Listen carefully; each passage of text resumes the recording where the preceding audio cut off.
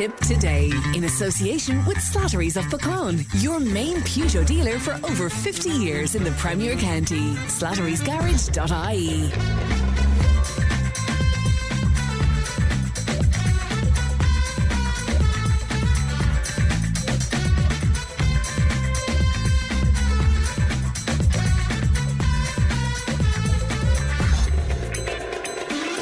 Good morning, welcome along to Tip Today, 1800 938 007. That's our free phone number. Won't cost you if you'd like to make a call, and Leanne is looking after the programme today.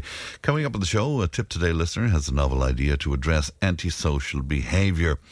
Rats as big as cats in Carrick and Suir, and that was the headline on The Nationalist this week. We'll talk about that.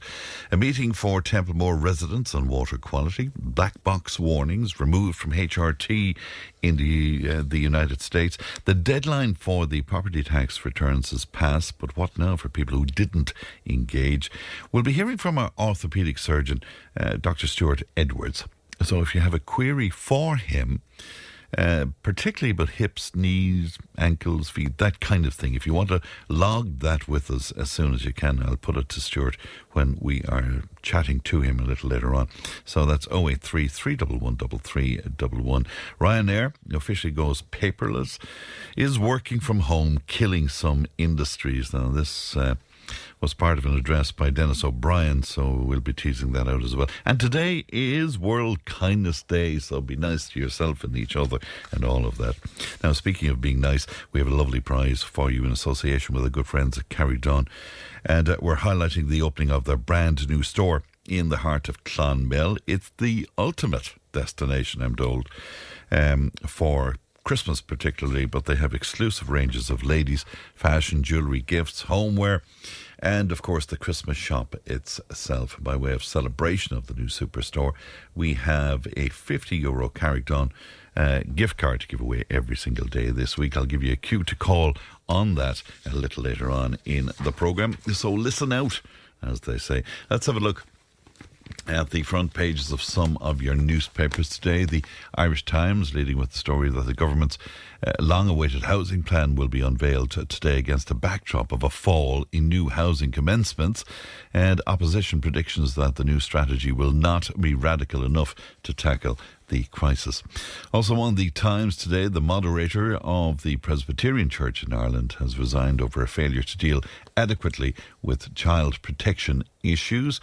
And also on the front of the Times, Democrats in the US House of Representatives yesterday released emails which they said raised new questions about President Donald Trump's relationship with the convicted sex offender Jeffrey Epstein, and how much he knew, indeed, about Epstein's abuse of underage girls.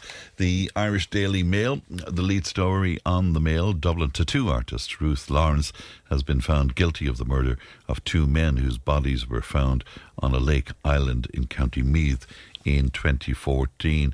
But Ruth Lawrence, who carried around a little black gun, seemingly, according to a key witness, shot drug dealer Eoghan Corry in the stomach, but it failed to kill him at the time.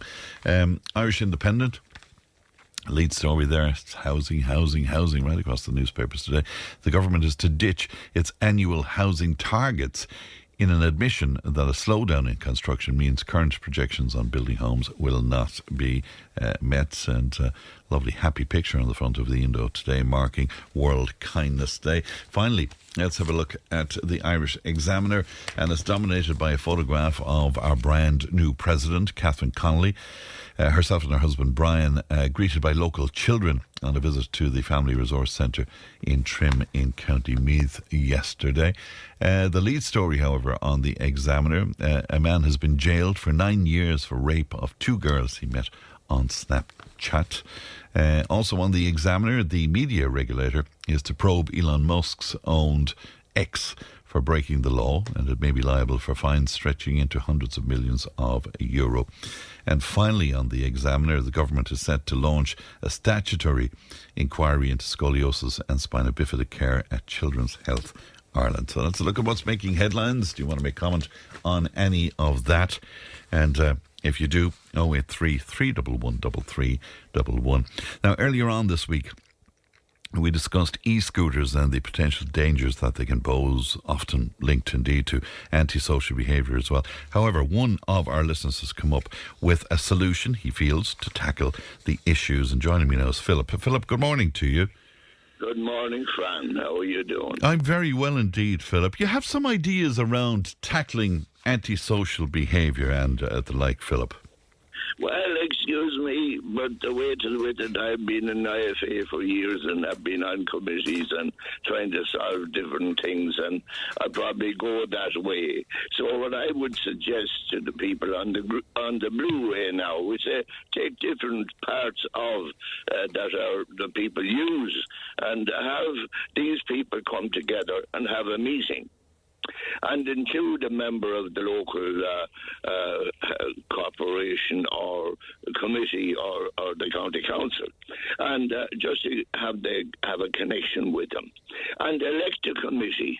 Now, that committee would then oversee the running of the Greenway, insofar as that they could arrange between them who would be on certain times and they could walk it.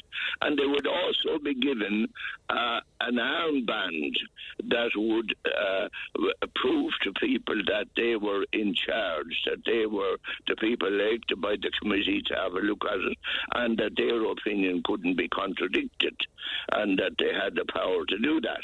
Now, what I would see that there should be also signs put up stating that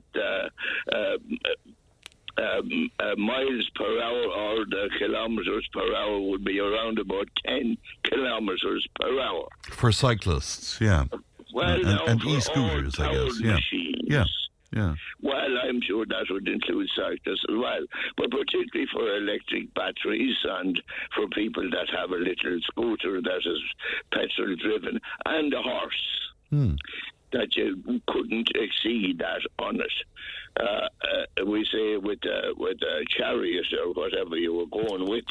Now, as well as that, I would see too that there should be a number on those. Now, what I would suggest is that government should take this up, that they would register all these electrical and machines and the horse machines, the chariots, the scooters and the sulkies and all of that. Yeah, have them all get a number so they were identifiable. And that people could see the number and that they were in that position. Now, what I would see that too, that there should be insurance with this.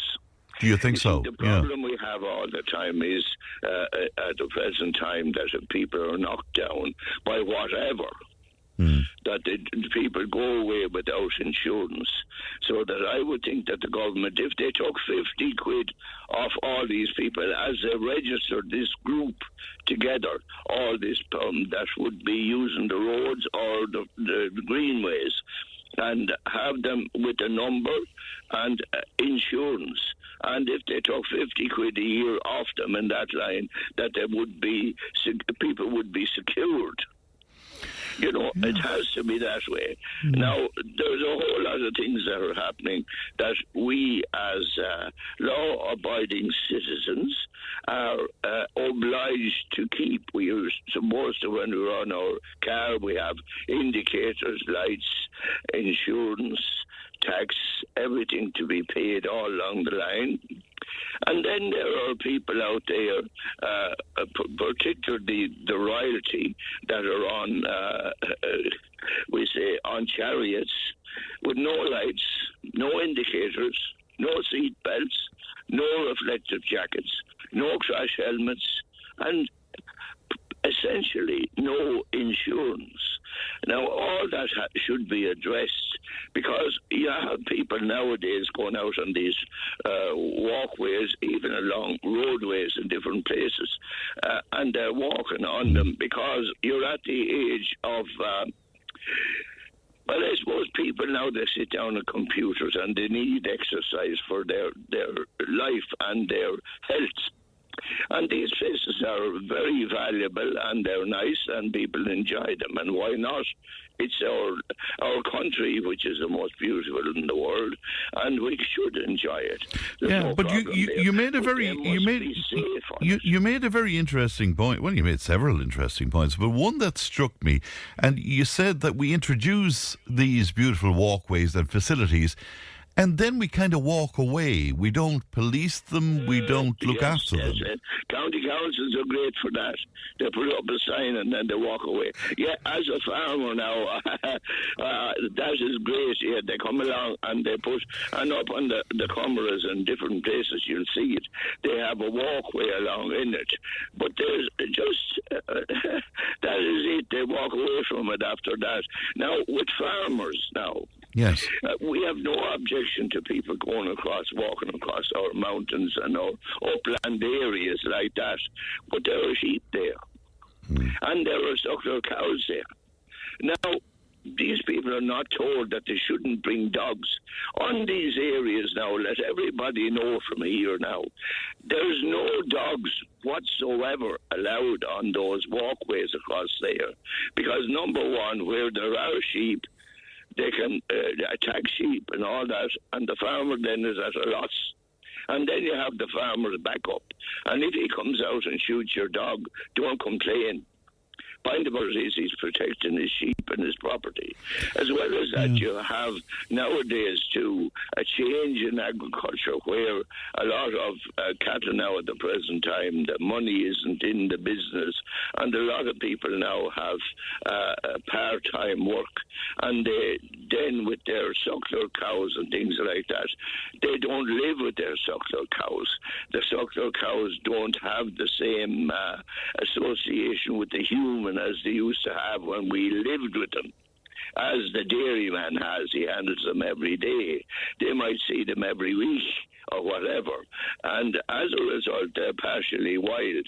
Now, a suckler cow is very dangerous. When she has a calf, you go in the field and immediately she's watching you. And if you go near her calf, she'll attack you, no problem.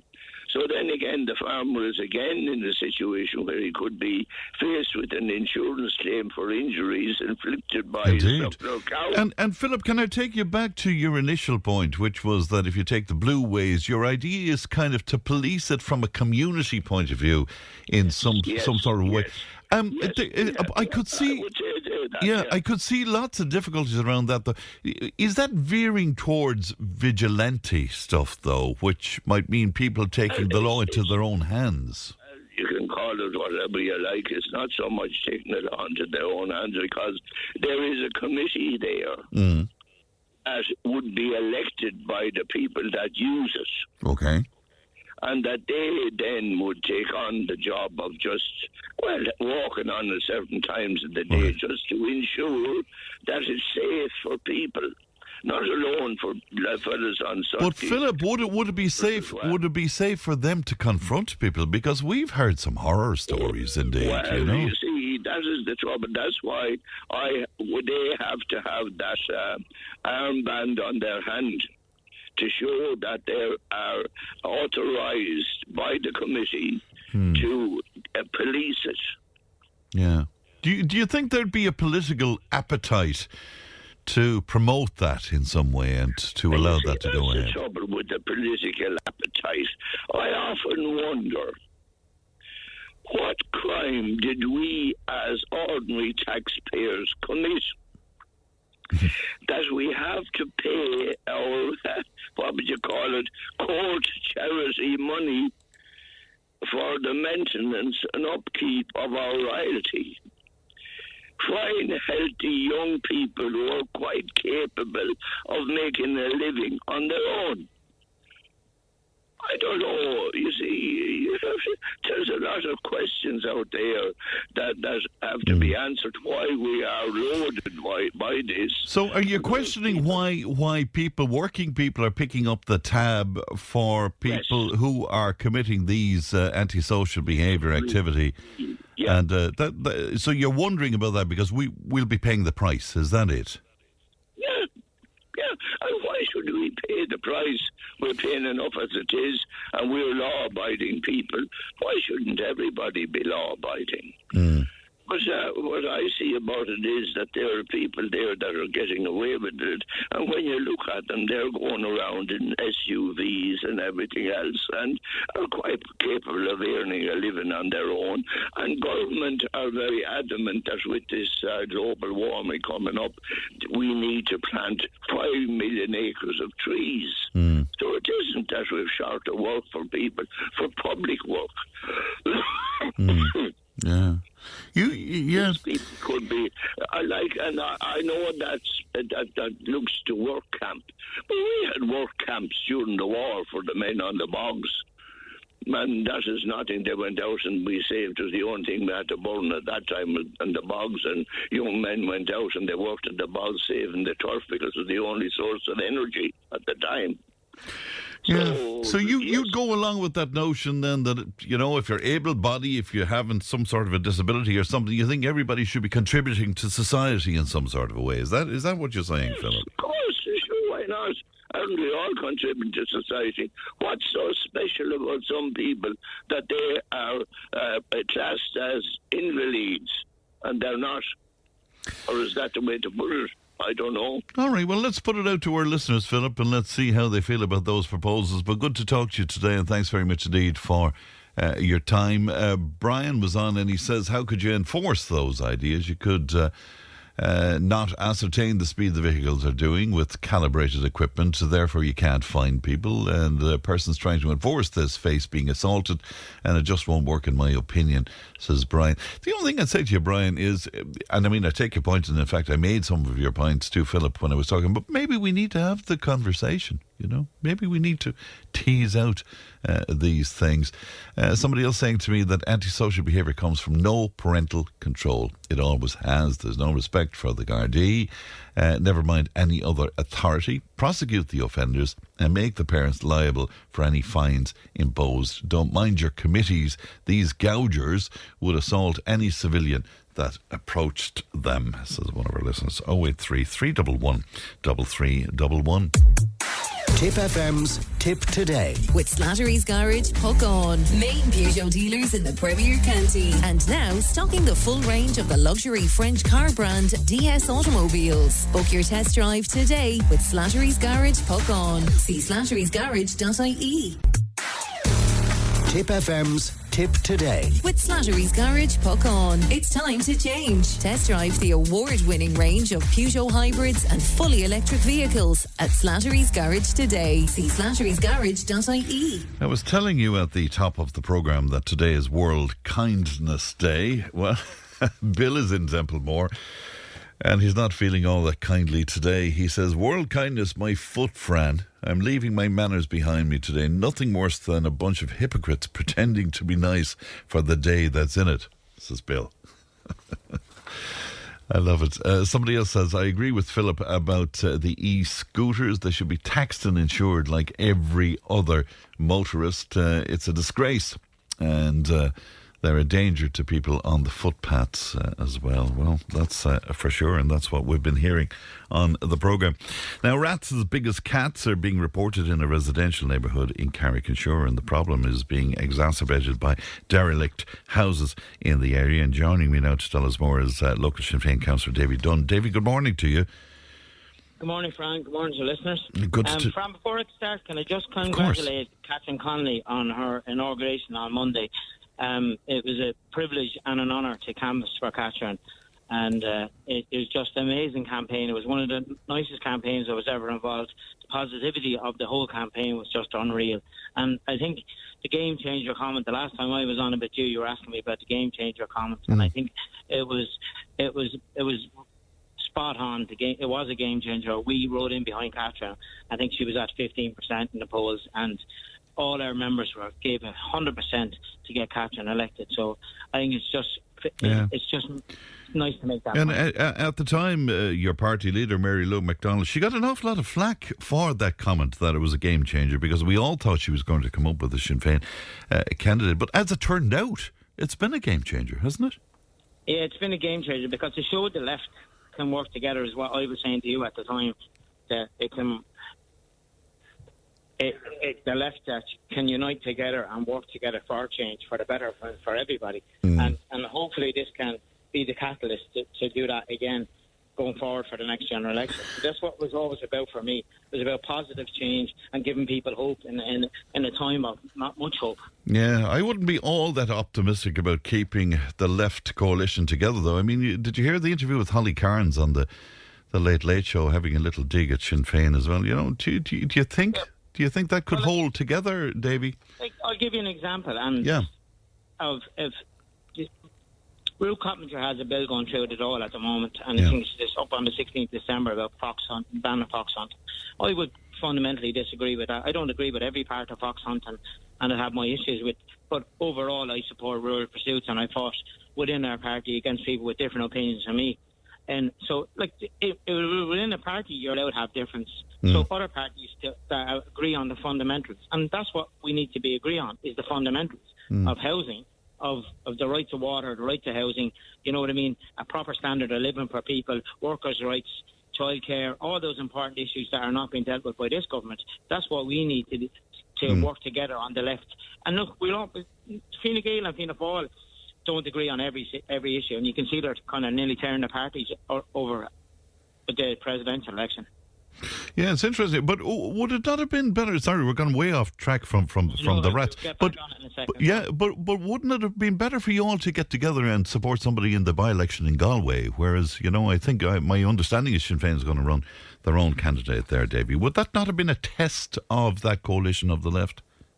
It's early days, the by-election, the race hasn't even been passed, but it looks like we're going to put forward our own candidate, and our parties are going to do the same. But when Fianna Fáil and Fine Gael, we all know they're going to join together in the government, they run individual candidates in constituents, and they'll have a pact, or they won't even have a pact, they won't even say it to people, but the understanding is that if you vote one for a Fianna Fáil candidate and there's no second Fianna Fáil candidate, you'd vote two. Yeah. So we'd be the same. I'd be saying, vote one for Sinn Féin and vote for any of the left parties underneath.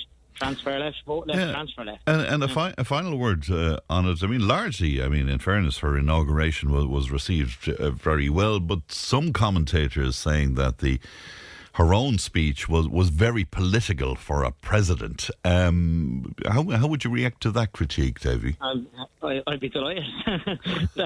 I'd be delighted. Sometimes when the commentaries go against you, you're angry. But when they that's what the whole idea was, putting Cats in there, was having someone that will be that voice for the people. Yeah. And when they're saying what you want them to say, happy days. So do you think the government leaders were squirming in their seats when she spoke about the ideas of neutrality and all of that kind of thing? And Not really, because Michael Higgins kind of brought politics into the office of the presidency on numerous occasions, and there was no major fallout. Look, politics is politics. They all lined up to get their photographs taken with him. Even people in Tipperary lined up to get their photographs taken with him, and they call for people to not vote at all. Which is, you know what I mean? Talking about brass necks. Yeah, I saw that. There was an element of hypocrisy to it. My God, it was dripping off of some people in Tipperary, I have to say.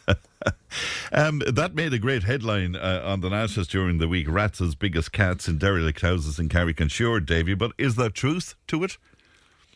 Look, at the last council meeting, I took the opportunity to raise the issue of a number of derelict houses in Carrick and Suir, and one in particular that's covered. You can't see the house, right? Yeah. It's just covered from the floor to the roof in vegetation, both back and front. You cannot even get into the front door. And the neighbours have been on to me for a number of years now. It's getting worse and worse and worse. And there is a problem with rats. And the biggest cats thing might have been slightly exaggerated, but there is an issue with vermin. There is an issue of health and safety, as in there's a 30-foot tree there, and they're afraid that's going to fall into one of the neighbouring houses. So overall, I was just trying to highlight the fact that when the council have properties that are idle for more than 6 months, we are jumping up and down and kicking and screaming. They say, why aren't they back into council stock, right? And rightly so. And the council do need to be held to account. But where's the accountability for private housing homeowners? I was talking to some other councillors, and they said there's 2 homes in Tipperary town on one street that are idle together for 50 years. and nothing being done with it. Oh. In Carrick, I'm sure this one is, I think it's 10, 15 years now that this house is idle. There's another 4-bedroom, I know, in very affluent area, 4-bedroom house being left idle. It's starting to decay. Their kids broke into it. Now they put barriers on the windows and the doors to stop people breaking into the house. And again, we're in the middle of a housing crisis. So we have now, the government have decided to put a derelict sites levy into revenue, which is welcome, but it won't come in until 2027. So what I'm saying is, in the housing crisis, we have plenty of carrot, because you have the Cllr grant, which I think is going to be today in the housing budget. Yeah. The plan is going to be upped again. There's rent to lease, where the council will take the house off you. They will repair it. You take a council loan out, and they will take the rental income off of that property to pay back that loan. So that's another option. There's loads of options there for people. And it was funny because... And Davy, are they current options? They're available now, are they? Yeah, they're there now. They're rent to lease, and the Cllr ones are there. There's cottages being done up left, right, centre. Anyone just go on YouTube, you can see them. Because a lot of these people are doing them, are van lifers, and they came to Ireland, and mainly from England, from what I can see from YouTube, and they're doing up these old cottages. Yeah. And they're doing them to the way they were meant to be done, but obviously with the modern insulation. So it's great to see that these houses are coming and are going to get a new life. But I can't understand why there's houses in estates affecting other neighbours that are not being CPO'd, or there's not another pathway of getting these back. And what is the impediment there, Davy? I mean, is it finance that's available to the authority? Do they not have enough money to do this kind of thing? No, see, they're privately owned. So the one. But I mean, in terms of compulsory doing something about this. Well, the government now, I've seen, after I've been calling for CPOs a long time now, and I've been called for different things, and sometimes my fellow councillors would laugh at me and jeer at me because I'm thinking outside the box, or they might say I'm a bit mad, you know what I mean, with some of the ideas I come up with. But like, now they're coming mainstream, and we had CPOs 20, 30 years ago in the council, and then they're not doing them. Like, but hopefully the government now will start doing them. And I don't know what I don't know what the regulation is around that. How long does a building have to be vacant before an authority can compulsorily purchase? I'd say when it's down as a derelict site, the local authority can go in and CPO it. Right. But the local authority should be on top of this. I'll give you an example. A friend of mine just here in work, and I have permission to be on the radio. He said to me, "What are you going on the radio about?" And I was telling him, "I'm going on about dereliction and private homes." He said, "Genie Mac," he said, "I'll give you a story." He said, his mother and father passed away, God be good to him, and they sold their house to a builder. And 5 years later, and the house is sitting there idle. And he said there's actually weeds growing inside the house. And he said he's embarrassed looking at that house because people think that they still own it. So if a builder can buy a property, sit on it for 5 years and do nothing about it in the middle of a housing crisis, there's something really, really wrong. Yeah, it's interesting. So somebody making an inquiry as well about the main street in Carrick at the moment, and they want a comment from you. I'm not sure what that's about. Are there issues on the main street there? Oh, it's the waterworks, is it? On the main street, yeah. Look, I was frustrated as the person that's commenting. These are essential works that have to be done. It's realigning the water supply and just the wastewater supply. We had a combined system of surface water and foul, and that was causing, in the time of the big flood, that had a big part to play in why parts of the town got flooded. Uisce Éireann, in fairness to them, and with pressure from the county council, asked them, would they do this work now, fix the pipes, the old pipes, update them so that the main street never has to be dug up again once we use the regeneration money to finish the main street. So the main street will be new and it'll never have to be digging up, and they're putting down extra pipes, so they're forward thinking. They're putting extra pipes down for any cables or stuff that has to go in. So this work has been done in advance so that, like, normally, when a road is done up, everyone is happy about it, and then someone comes along and asks what a digger throws. which is madness. Yeah. And this time, for once, they're doing it the right way around. So I hope that helps. And Davy, I'm aware that you're at work, so just a quick one to finish up with. Would you talk to me a little bit about St. Bridget's at the moment? Because there was all sorts of rumours going around about it, and then we heard about where the diabetes services down there as well were being removed from. What is the truth? What's happening in St. Bridget's at the moment? So I got a correspondence back from the HSE to say that it was staying as it was, but the diabetes Centre of Excellence, that's what they said to me. But I know Councillor Kieran Burke was the first one to raise it, and I know, and credit where credit's due, Dr. Dála McGrath raised it, and the services for diabetes is being taken out of it. So people now have to go to Castle to get their diabetes done. So that's not good news. But the campaign for St. Bridget stays. We're staying at it. It's we're in a kind of a lull period at the moment, but we're not giving up. I said that to you on numerous interviews. I said I wouldn't give up until my last breath. We're still arguing that hospital can be turned around and put back into at least palliative care services, so people don't have to go to Waterford and the Oak Ward. But I know that you had to come out recently to allay people's fears about possibly using St. Bridget's as some sort of an IPAS centre or something, didn't you? You had to. Look, where did that emerge from, by the way? Because there was no truth behind that. No, it was social media. Look, it's any building that's getting done up recently now. There's people saying that's going to be turned on into an IPAS centre. Recently, there was a pub that someone said there were 60 people living in the pub on the grounds, and they were obviously colour people, is what the way they described them. So that's another, and that was debunked straight away and taken down. And fair play to the person. He shouldn't have put it up. They shouldn't have put it up, and they took it down fairly quickly. Because false information is what's causing a lot of anger. We have an IPAS centre in Carrick. I've said this hundreds of times on the radio for over 20 years. Yeah. And we had one incident in that period in around the IPAS centre because it was done right. There were families put in there, and there wasn't very many single men were put in there.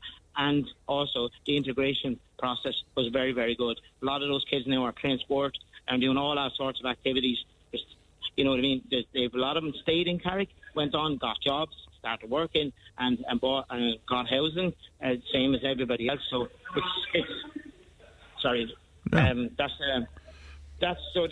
is positive stories there in relation to IPAS. I know there's issues, and nobody has a monopoly on concerns about IPAS, and especially the major profits that are being made by a certain few people, which is totally wrong, and everybody should be against that. So the IPAS system is not working. It's not fit for purpose, and the government know this. And it's the government are to blame for all these issues around the IPAS centres and why they're not being done right, and why we're taking over hotels, taking the only hotel in certain towns out.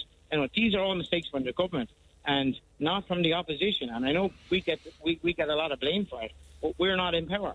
I mean, if I wish we were. Right, but it does seem, David, that everybody is doing sort of small turnarounds on this. I mean, we heard Simon Harris recently, we heard Micheál Martin recently saying things that if you said it a year ago, you'd be branded as a racist. It also appears to me, in fairness, that Sinn Féin are softening on their approach to immigration as well, Davy. I wouldn't think so. I wouldn't agree that we're softening our stance. I just think that our stance was misinterpreted. And look, as for people turning to the left or turning to the right on the issue of immigration, politics evolves. If you have 100,000 people coming in one year and then you have 1 million coming in the next, just, you know what I mean? Obviously, your position is going to change because when you're able to deal with the situation of the numbers that are coming in, it's not really an issue. But when it becomes too many or a huge amount of people and you have no accommodation for them and you're not able to react to the situation, well, then you're going to create problems. If you put the people into the wrong places, is what we said, put them into working class areas where there's lacks of services, that's going to cause issues. So these are issues of the government's making, and if they turn and if they sort the problems out, we'll all welcome it. And I think, and I never ever branded anybody as far right or racist or anything like that. I have conversations with people every day of the week on this issue, and I would disagree with a lot of the stuff that they say, but I can have an open conversation with them without name calling each other. And that's the way it. And name calling, they never sort out anything. Like, you know what I mean? And that's for sure. Davy, thanks for taking time out for us today. Thank you. Yeah. Good morning to you. Cheers. Good Thanks. morning. And that's Councillor Davy Dunne there of Sinn Féin in Carrick and Suir, 1800 938 007. Tip FM's Tip Today. With Slattery's Garage, puck on. It's time to change. Test drive the award-winning range of Peugeot hybrids and fully electric vehicles at Slattery's Garage today. See slatterysgarage.ie.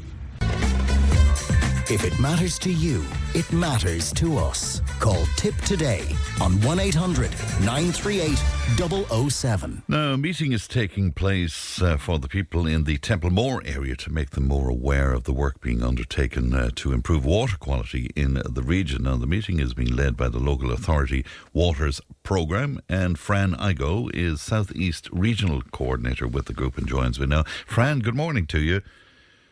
Good morning, Fran. And Thanks for having me. Good to talk to you today. Would you just tell me, when you speak about water quality in the region, are you talking about, from your point of view, is it the rivers and lakes you're looking at?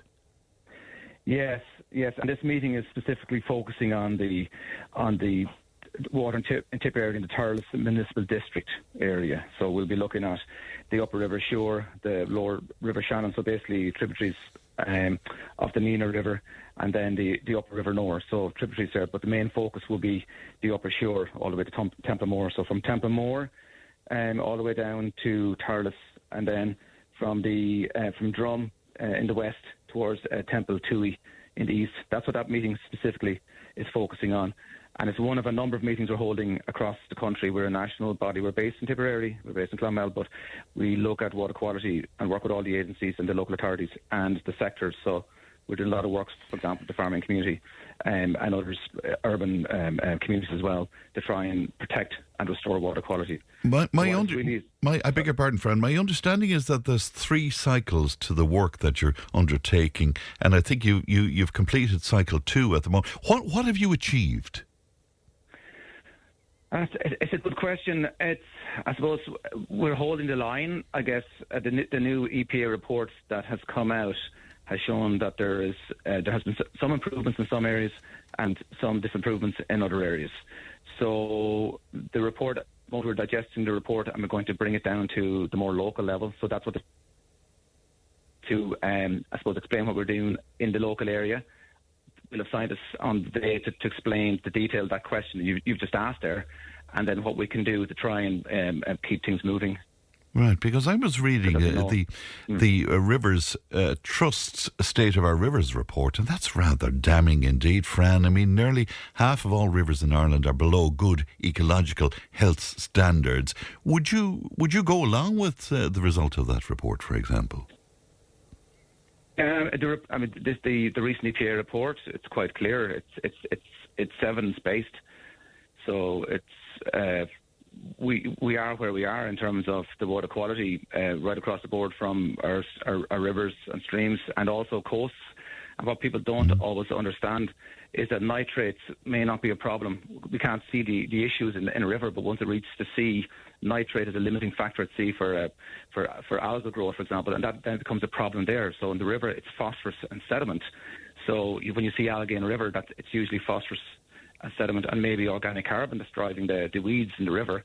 You won't see the nitrates, but then the nitrates travels down. That's why it's so important that we all work collectively right across the country to try and address all the nutrients. It's interesting, and it's very complex as well, isn't it? So the baddies. I mean, agriculture is contributing to a lot of the issues, I guess. What else? Because we often hear agriculture and the nitrates discussed. What else is harming our waterways, Fran? I guess it's people. If you think about it, we are all involved. It really depends on location. It depends on the type of activity. It can also, in terms of the damage that can be caused, it depends on the soil type, the geology, the weather patterns. If you think about it, for example, in the southeast we get much less rain than, for example, in more upland areas or in the west. So all those factors are contributing. But to answer your question in terms of the pressures, the significant pressures as we call them, agriculture is there obviously. Forestry is an issue. What we call hydromorphology. So that's everything from draining, building weirs, any kind of man-made activity that would change the shape of a river or change how the water moves across the landscape. That's an issue. And then we have, wastewater treatment plants. If they're not managed properly, there's an issue with that. There's smaller plants. There's septic tanks, for example. Do we all maintain our septic tanks? It's really important. I mean, when the local authority, for example, visits people in areas that are at risk, and they only target areas where septic tanks would be, would pose a risk. If somebody gets a visit, it's really important that they actually maintain their tank or do whatever they're asked to do, because we're trying to target where we go. So to bring it back to the farming side, for example, we would work with the various sectors within the farming, because farming is quite complex. You've dairy, you've got tillage, you've got beef and so on, and sheep. So it all depends. Some are more risky than others, and there's lots of things that we can do that's within our control to minimise that risk. So it isn't even always about let's say intensity. It's more about how we manage. Of course, any industry. But many of us are aghast at the notion in this day and age, Fran, that raw sewage, for example, is going into our waterways. And we heard reports of that recently in Tipperary. I mean, there's no excuse for that, surely. Absolutely. I mean, there's an investment programme there which Cllr are working through. Now, they will say that, look, they're dealing with an antiquated system often, and they're trying to upgrade it. And then when you try and develop a plan, for example, it can be complicated within the planning process, but they're working through it. But 100%, at the end of the day, the approach that we take here is water is a right for everybody in this country. Everybody should have clean drinking water. Everybody should be able to go and enjoy their water, let their kids out without having to worry about whether. So that's the ambition we're trying to raise. Another area we're focusing on actually is about, and that's the runoff from, say, traffic, from cars, that type of stuff, and also misconnections. So where people maybe have plugged in, mistakenly, might have put in their washing machine or even the toilets into the wrong stormwater pipe. So that can be a problem. Also, if we get too much rainwater going into what we call the combined sewer network, well, then that can cause a problem for the treatment plant, or else it'll just discharge straight into the river when you get a heavy weather event. And we're going to get more of those with climate change. So much about, look, this is a collaborative thing. We're not sectors. Every sector has to do its bit, because we're dealing with what we call multiple pressures. It's never just one issue. And there's a couple of things that ordinary people like myself, I hasten to add, don't understand. I had a conversation with Councillor Jim Ryan of Thurles recently, and he was talking about the river in the town and the issues with it. A lot of issues there, for sure, as I'm sure you'll agree. But one of the things was that he was concerned that because of this notion of promoting biodiversity, it appears that the river is allowed to grow over in some way, and it's not being looked after properly because of that. And then some people came on and said, why not do what we did years ago, which is to dredge the rivers and thereby clean up the waterway? Would you just answer some of that for me, Fran, if you could? Yeah, I'm familiar with the Thurles situation. So there's a number of, I suppose the way we would look at this is we have to look at it in its entirety. So understand what's driving, for example, the weeds at the bridge in Thurles, for example. What's actually driving, what's feeding the weeds? Is there sediment coming down? We can dredge the river in Thurles, for example, and if we don't address what's happening up the catchment, we're back to square one. And from, we have other commitments too in terms of European, directives and so on that we have to comply with. And also there's other people who actually want to see the wildlife. So it's to come up with a balance and a plan. So we've actually been working, we've been ourselves in Cllr, we've presented in the council chamber. We're working with the municipal district. We're working with colleagues in Tipperary County Council to look at, can we develop, a plan that's more sustainable and tie it into the work that we're doing. So, for example, on the farming side, we have this Farming for Water EIP, where farmers, get paid to do measures which will address risk on their farms from the point of view of water quality. We're dealing with Inland Fisheries Ireland in terms of the hydromorphology, which is exactly what Jim will be talking about there in terms of the river, and what and also, say for example, the OPW and Cllr. So it's about working together, and ideally, what is needed is a long-term plan, a plan that will address, say, the nutrients coming in, will address the hydromorphology of the shape of the river, take into account climate change, the changing patterns, but also work with the local community in terms of managing, for example, the aesthetics. So who's going to, is there, can we come up with a plan to manage the weeds, for example, that would still facilitate the birds, the wagtails, the kingfishers, the trout, the salmon? Because at the end of the day, the river Suir is also an important resource for tourism. think about the blueway, think about the angling benefits, and then think about water quality abstractions further downstream. I mean, the river travels all the way down into Clonmel and further on down into Waterford. So even shellfish down, once you get towards Dungarvan, all of these things are interlinked. So I know it sounds kind of, complex, but if we can break it down, identify the key stakeholders and then work through that process, and that's what we're trying to do at the moment. So I know I've given you a long answer there, Fran. But no, it's most interesting, Fran. And I think we have to have these kind of discussions about this because many of us just don't understand what exactly is going on. Anyway, if we make our way to, is it Murphy's Bar in Templemore? Yes, Murphy's Bar on the main street in Templemore, and it's on at 7 o'clock, between 7 and 8 on November the 25th. It's called Protecting and Restoring Tipperary's Natural Waters. And as I said, it's the focus is kind of on the upper, River Suir, and then bringing in those tributaries I mentioned in the Nore and over on the other side of the Upper Shannon. And if people want more information, they can always go onto www.lawaters.ie. Right. Or reach out. Also, can I just make a quick mention? Of course you can, yeah. And it's a good that you've asked me that question in terms of what could be done in the Thurles area, for example, because we actually are running a workshop this weekend at the 15th and the 16th of November. It's going to be in Hayes' Hotel in Thurles, so it's Hayes' Hotel in Thurles. Mm-hmm. It will be from 10. He will be very well known. He's a fish biologist. He would... Your line just dropped out when you mentioned his name. Would you just do that again for me, Fran? Who is it? His name is Ken Whelan. Yes. He often appears on the Mooney Goes Wild show, so he will be very well known. And that's been organised. It's a 2-day workshop, so that'll be on the Saturday and Sunday, 15th and 16th of November. And it's for... What it will do is work through the issues that we've just discussed, what can be done, a bit of citizen science, that type of stuff, and then site visits and to go out onto the river and see that. So that's, as I said, from 10 to 4, the 15th and the 16th, which is Saturday and Sunday coming. And if people want more information, they can contact Sharon Scully in Tipperary County Council. So that's sharon.scully@tipperarycoco.ie. That's sharon.scully@tipperarycoco.ie. Or, Fran, they can just get in touch with us in Law Pro and we can point them in the right direction. All right. Well, I'm sure there'll be a big interest in that. Fran, great to talk to you. Thanks for coming on with us. Thank you. Good morning to you. Fran. Bye to you now. Bye.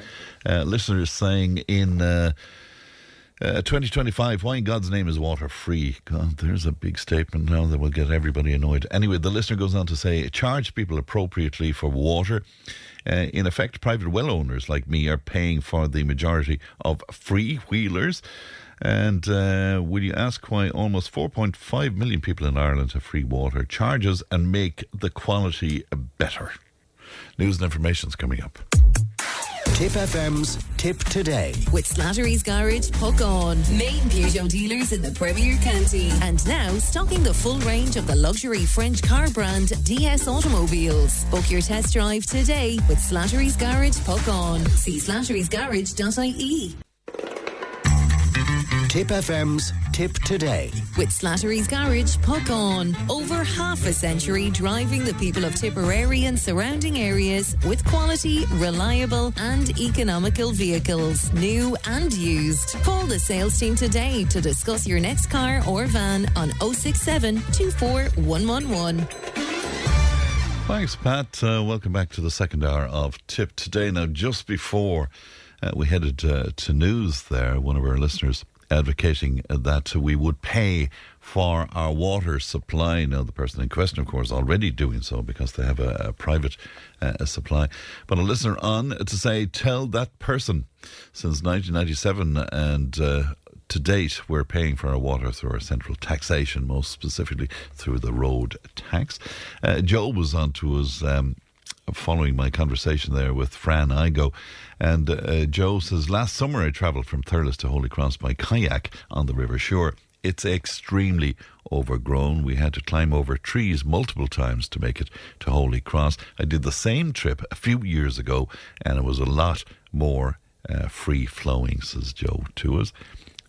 Following my conversation with Davy Dunne, a listener says, I will not vote for Sinn Féin after the referendum and their policy on open borders. Well, I presume the referendum you're talking about is the family and care one. And in fairness, it wasn't just Sinn Féin. I mean, there was very little opposition to that referendum, but the people spoke in the end. And where open borders are concerned, the party line from Sinn Féin is that they're not for open borders as such, that they're for a system that's fair and compliant with human rights and efficient and all of that kind of thing. That's what you'll be told anyway. And a final one for you. Sorry, Fran, but Davy said the main street will never be dug up again. Could you please record that, Fran? We were told that 5 years ago. Spin, says one of our listeners to us today. Now, I'm not sure, did he say that it will never be dug up again, but he said that they were at pains to make sure that as much work as possible it could be done all at the same time. But anyway, as you say, let's see what the story is. The Food and Drug Administration in the United States said this week it will remove the black box warnings from hormone replacement therapy, HRT, products, of course, for menopause. Now, the change came after 2 studies in the early 2000s claiming that there were major risks associated with HRT, including breast cancer. But now in a major U-turn, the Health Secretary, Robert F. Kennedy Jr., says that HRT is safe. Here's a little of what he had to say. Well, there's never been a study that shows that it increases, that HRT hormone replacement therapy for women increases mortalities from breast cancer. There has never been that study. There's recently been a meta-review of 30 largest studies, 26,000 women, that show if you start taking it prior to 60, it actually dramatically reduces your risk of breast cancer. Not only that, but it drops the heart attack risk in women by 50%. It drops, there are studies that show it drops Alzheimer's risk by 35%. Cognitive decline by 50 to 60%, and bone fractures by 50%. It also increases happiness. It increases satisfaction in life. It reduces depression. It's really a life-changing intervention. And as you said, prior to that study came out, that very, very weak and deceptive study that came out in 2002, 1 out of every 4 American women were on this therapy. Today, it's 1 in 20. Mm-hmm. And there's 80 million American women who we believe could get a profound advantage from using hormone replacement therapy. Dr. Mary Ryan is a consultant endocrinologist based in Enna and joins me now. Mary, good morning to you. Good morning, Fran. I have a worse voice, but us singers are able to talk over it, so I'll be fine. How are you doing? I'm not so bad. Mary, I think you might be on a hands-free and it's just a little indistinct. So I wonder, would it be possible for you to change over for me? Yeah, of course, absolutely. Sorry, you can't hear me well there, can you? No, well, it's pretty much okay now. Let's see where. Yeah, okay, Mary. Let's see where we get to with it. Will you tell me about the situation in this country? I don't think there were black box warnings on HRT products in this country, Mary. No, there wasn't. But that study that he was referring to really changed the whole course, in that people were afraid doctors were afraid to prescribe HRT because they basically scaremongered and said that it possibly could cause breast cancer. And thankfully, there's been an awful lot of recent studies out now looking at the benefits of HRT when it's given in a timely fashion, like when women get their symptoms. And the evidence-based methods will now say you can take it for 5 to 10 years up to the age of 60. And yes, it does prevent and help with to prevent Alzheimer's. 2 to 3 women get Alzheimer's, more than men. They get 2 to 3 times more than men. We now know that there's loads of eastern receptors on the brain, and there's a lot of studies by Dr. Mosconi showing that HRT can really help brain function, help brain fog, help memory. So that's been revelationary. Also, if it's given in a timely fashion, it can also reduce heart disease. Women are 8 times more likely to die of heart disease post-menopause than breast cancer, actually. So we've a big movement on now trying to educate women about getting their cholesterol right, keeping the LDL low, which is a bad cholesterol, keeping the blood pressure low, stopping the abdominal obesity, which happens because of slow metabolism, and losing that weight, because obviously that puts them at risk. Don't smoke, and if you're diabetic, keep your sugars normal. So, the whole thinking has changed, probably because of a total lack of research.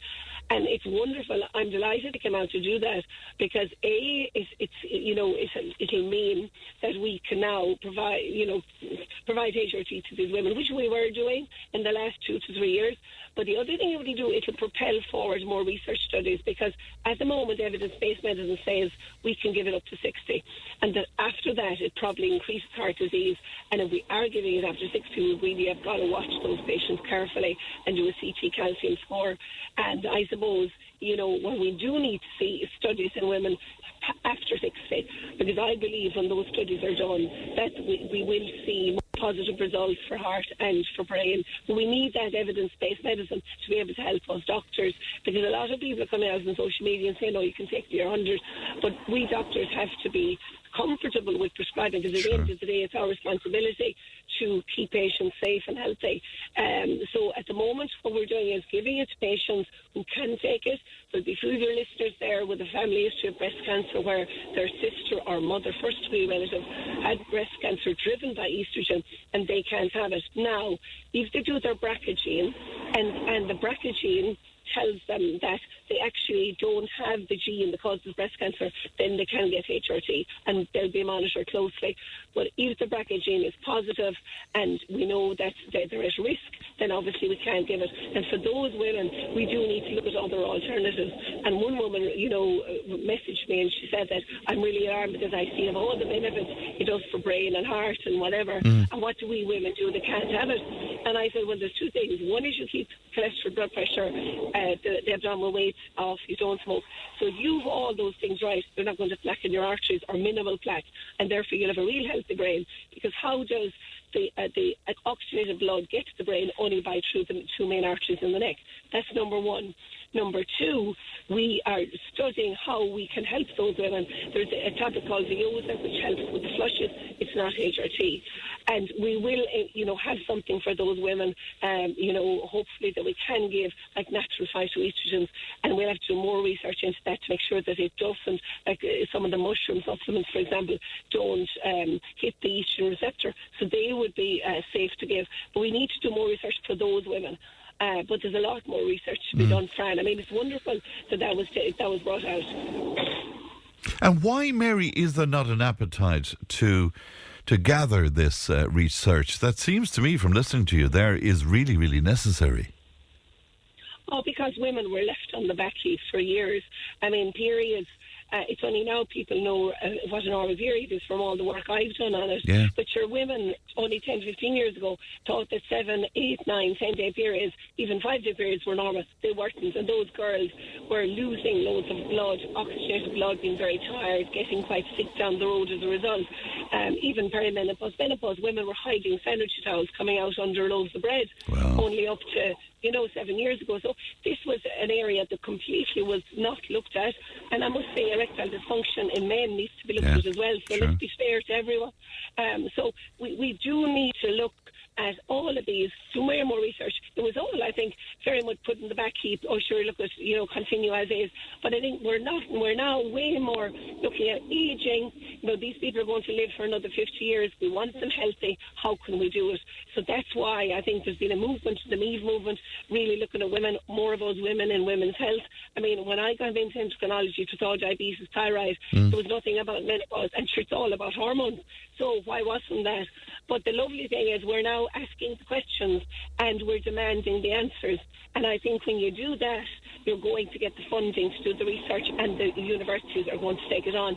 The other thing that came out in quite recently, a big study in JAMA, 50,000 women followed with breast cancer, and it showed that those women were safe to get vaginal estrogen and actually reduce their mortality, because one of the big things that women get is urinary sepsis, where they're quite septic from kidney infections, because with lack of estrogen in the vagina, you get a lot of kidney infections, get a lot of yeast, and it changes the whole colonization of the vagina and puts women at risk of urinary sepsis. So the new thinking is that we should, all women post-menopause should be on vaginal estrogen right up until 100, but it's safe to give it to women with breast cancer history. So that's lovely for those women. And I have seen women who were on getting recurrent UTIs just really suffering, and they're flying it now since they went on the vaginal estrogen. So all of this research is just fabulous. It's reducing suffering, And I suppose we're waking up to looking after people, but the ageing thing is the big thing.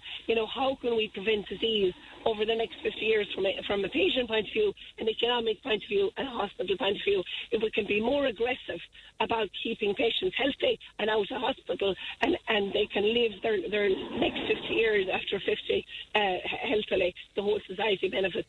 So I think that's yeah. And the hormone replacement therapies, are they evolving all the time, Mary? Are there various types of them? Yes, absolutely. So, for example, the new ones we're using are bioidentical, which are very like the natural hormone. So they don't have the side effects of the HRT that was used in that study 20 years ago. So, for example, we would mostly use a gel or a spray, which is just very small amount of absorption, but enough at the same time to help the patient sweating and flushing. But you don't have the really strong HRT. There wasn't a bioidentical that also, went into the liver and the first pass metabolism there, and a lot more side effects. So I think we're dealing with different treatments now that we can use. For example, before you wouldn't be able to give HRT to women who had clots. Now we can do it because there's very small absorption with this HRT. It's enough to get rid of the symptoms. But if we work closely with the endologist, we can actually give those women HRT and help their symptoms. Because some women sail through it, but some really suffer. And one of the big things that women get is anxiety. That's a symptom that's not spoken about enough. And a lot of those women I saw, and I remember one woman 10 years ago came into me, and she said, look, I'm desperately anxious, so anxious that she couldn't run her company that she had been running for the last 20 years. But she said, my mother is in an institution since menopause. I don't want that. And I just thought, isn't that such a shame? Because those women do very well when they're on HRT and treatment, and you just reverse all the symptoms. So I think what we need to do is knowledge, research, and go by evidence-based medicine, and actually care enough to look after these women and men. We need to look at the whole testosterone thing and the erectile dysfunction, because that's a big thing too. We need to do that, but it's all about caring for people, minding them, not just sort of saying, well, we hit 50, that's it. I think that's what we need to do. It's compassion for people. Of course. I was reading a report about a lady in Florida, for instance, Mary. She's 51. She found it difficult, in fact, to obtain hormone therapy, but when she did, her description was remarkable. She said, it was like all the parts of my brain came alive again. It's a remarkable description, isn't it? Oh, totally. So we've loads of estrogen receptors in the brain. So often with HRT will really help the brain fog, and it'll stop that the synapses. It'll help with memory, because if your estrogen is low, the whole memory thing and the synapses that create memory, they're very sluggish. They're very slow. And women are very upset about that. I mean, they come in, they're only in their 50s, and they can't remember what they had for breakfast. That's very, very upsetting for any woman. And it's lovely. Not every woman gets it, but for the women that get it, it's awful. Mary, a pleasure as always, and thanks for taking time out for us today, Mary. Thank you and good morning to you. And that's Dr. Mary Ryan there, consultant endocrinologist, reacting to that major U-turn, I suppose, in the States, where the HRT products will no longer have that black box warning on them. Bill is back to me. Bill is in Templre, and he was very grumpy earlier on because we were making the point that today is World Kindness Day. But anyway, he tried his best to buy into it, and he said, I tipped the young lad on the fuel truck a couple of euro. He was delighted, but I'm still feeling miserable, says Bill in Templre. Kindness Day, he said, I ask you. Anyway, somebody else... saying back in 2015, everybody was going on about the micro beads in our products damaging the water. Did anything ever come about that? Well, I just had a quick look at it, and it seems to be that it's still an issue out there, and it's still, harming particularly the oceans with the whole plastic aspect of that. So it's still very much an issue, but I agree, it doesn't seem to be to the fore in the discussion like it was a few years ago. Anyway, let me take a break. Oh, by the way, just to remind you again, we'll be speaking to our orthopaedic surgeon, Mr. Stuart Edwards, in just a while. So if you do have a query for him about hips, ankles, knees, all that sort of thing, will you log it with us, please? 083 311 3311. Tip FM's Tip Today. With Slattery's Garage, puck on. It's time to change. Test drive the award-winning range of Peugeot hybrids and fully electric vehicles at Slattery's Garage today. See slatterysgarage.ie.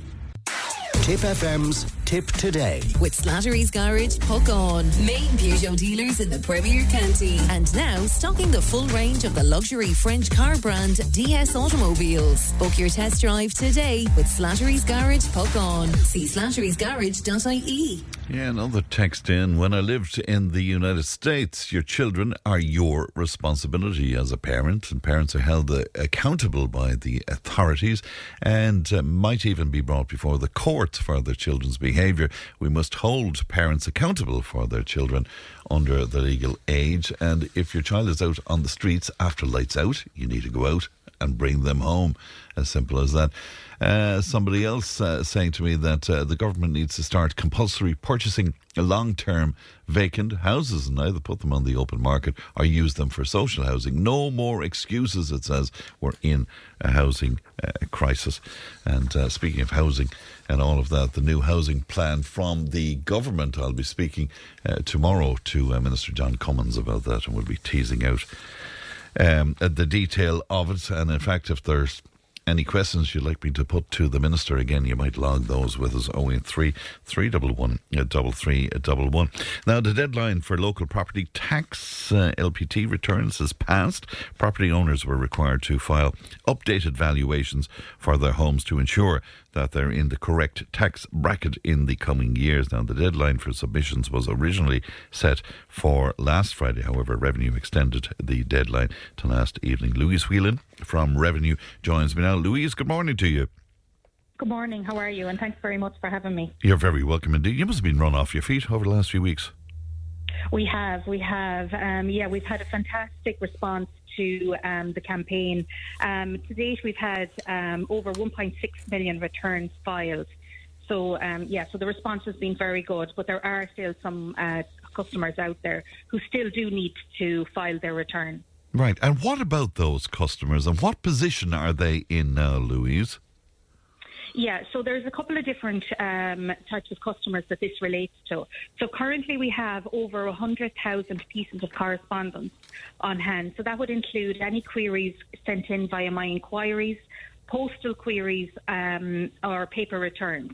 So we have those on hand. So anybody who has sent in a query or a return via, those methods, they don't need to worry. We will get to those in due course. They're seen as compliant, are they? Yes. Yes, okay. That's correct. Yeah. Yeah. So many of the returns will be filed based on those items once those items are dealt with. For those who have not yet filed their return, there's approximately 330,000 of those who have made a payment or they've made an arrangement on how they're going to pay for 2026, but they have not yet filed their return. So so in those cases, what we would remind the property owners there is that regardless of whether or not you've paid or you have a rollover payment arrangement in place, you still need to go in and file your property valuation for the 2026 to 2030 period, okay? So it's just to remind those customers, and if they haven't filed their return, that they would do so. And that can be done in very simple steps. They can go onto the Revenue website, www.revenue.ie, and there's an LPT portal there, and what they'll need is their property ID, their property PIN, and their PPSN number. And at that point, they're asked to determine the market value of their property as at the 1st of November 2025. I looked high and low for those details, and then I discovered that they were on the letter, in fact, that you sent me in the first place. Correct. So every piece of correspondence from the local property tax branch that's sent out includes those details. Yeah. So any piece of, so even if you don't have the current one, if you're still in the same property, those details will be on the correspondence. If you're paying by standing order, and if the price of your house is the same, or you view it as being the same, you're telling me that's not good enough to allow that to roll on. You still must. Yes, get involved. what Revenue are asking you to do is to let us know the updated market value of your property for the 2025 to 2030 period. So there are the last valuation period was from 2022 to 25. Okay, so this is a new period, and you need to. If people don't engage with you on this, the result of that is what, Louise? Yeah, so look, first off, if you haven't engaged with us, and I know the deadline has passed, I would ask that you engage with us as soon as possible. You may have a number of different queries, and if you do have queries around your property and what you have to pay, you can, contact us via our many, we can contact us by phone, by post, or through my inquiries. Like Revenue do have a number of different methods available to them in relation to if you don't pay your property tax. But if you own a property in the state, you are liable for the tax. The tax is self-assessed and the charge remains with the property. So it's just to be aware of that. I'm just thinking of some pitfalls of not engaging as well. I guess if you're trying to sell your house at some point, this is going to come back on you then, is it? Yes, that's correct. So any change of ownership or sale of a property, the local property tax has to be settled prior to that sale or prior to the change of ownership, such as in a deceased case. All right. And the thing that I'm a little bit confused about, the local property tax returns. Okay, so I've engaged with you. I've evaluated the worth of my house and all of that. But even though I've given you my credit card details or bank details, you're not taking that until January. Is that the way it is? Yeah, well, it depends on the payment method that you have selected. So if you go on and file your return today, you will be given the option to either pay immediately, and you can do that via debit or credit card, but the payment date for the local property tax, you have up until the 10th of January to actually make a payment. So you don't have to pay immediately, or else if you're paying by annual debit instruction, that payment date where the money will be taken from your bank account on the 20th of March 2026. You can also elect to pay by direct debit, and that will come out in monthly instalments on the 15th of each month from January to December. Or else you can go to a third-party provider, which i.e. your post office, and you can make a payment there on at regular periods throughout the year. Right. So once you let us know how you're going to pay the tax over the next year, then you are deemed compliant. Okay, but if we didn't if I didn't file with you, even though the deadline has passed, can I do that today? Absolutely, you can do that at any stage. And what I would urge you to do is do so as quickly as possible. And if you're having any difficulty at all, I would urge you to make contact with us. And you can do that, as I said, you can send in a free post letter into the LPT branch PO Box 1 in Limerick. You can phone us on 01738 3626, and those phone lines are open from 9:30 until 4:30 Monday to Friday. Or else you can contact us via your My Account, your Revenue My Account, and send a query in through My Inquiries, and that will be dealt with in rotation. But as I said, we are very busy at the moment, but we will get back to you. Right, a couple of things from our listeners. If we pay online, should we get a receipt to say that the tax is paid? I paid on November 1st, but have got no receipt so far. Yeah, no, you won't actually get a receipt, but if you filed your return and you input your email address online, then you will get an acknowledgement of your of compliance. Okay, somebody else says, what if you didn't get a letter about the property tax? Well, the thing about that is that if you own a residential property in the state, LPT does apply to you. So what I would ask is, if you have a property ID and PIN, I would urge you to go on and to use that. If you don't have that, I would ask you to make contact with us via the many contact information that I gave out, and one of our customer service agents will be most helpful there in those cases. Yeah, would you give a bit of advice in terms of the valuation itself, Louise? Does that need to be a professional valuation, or can you literally look to, I don't know, a similar house that was sold in your area or something? How do you come up with the amount? Yeah, so what revenue are asking you is it's the market value. So just to be clear on that, so it's the market value of your property as at the 1st of November. And when you're valuing your property, you should consider, any features or condition that the property is in, such as like the size, the age, the number of bedrooms, etc. Any unique features. So, I mean, if you live in a housing estate and you've done substantial work to your own property, that may increase the values. Things such as that. What we would say is absolutely go on to any of the external sites, the property price register, which, as you said there, you can look at properties that have sold in your own area, and that will give you a really good indication of the value of your own property, particularly if they're very similar. If you go on Daft or My Home, and then also Revenue have an interactive tool available whereby you can input your air code. But that will give just an estimate. That's only an estimate. They don't have knowledge of, as I say, the features and condition of your own home. So that's just to be taken lightly, but it would give you an estimate or a guide as to where to go when valuing your property. Right. Sorry. Not at all. I think it was costing me, about an extra €100 or something like that. But if I decide to undervalue my property because I don't want to pay you any extra, is there a penalty to that? How does that work, Louise? Yeah, so as I said, it is a self-assessed tax. So what we would ask is that when any of your listeners there are valuing their property, if they keep any sort of record as to the reason why they value their property, in that particular band, that would be, very helpful to themselves.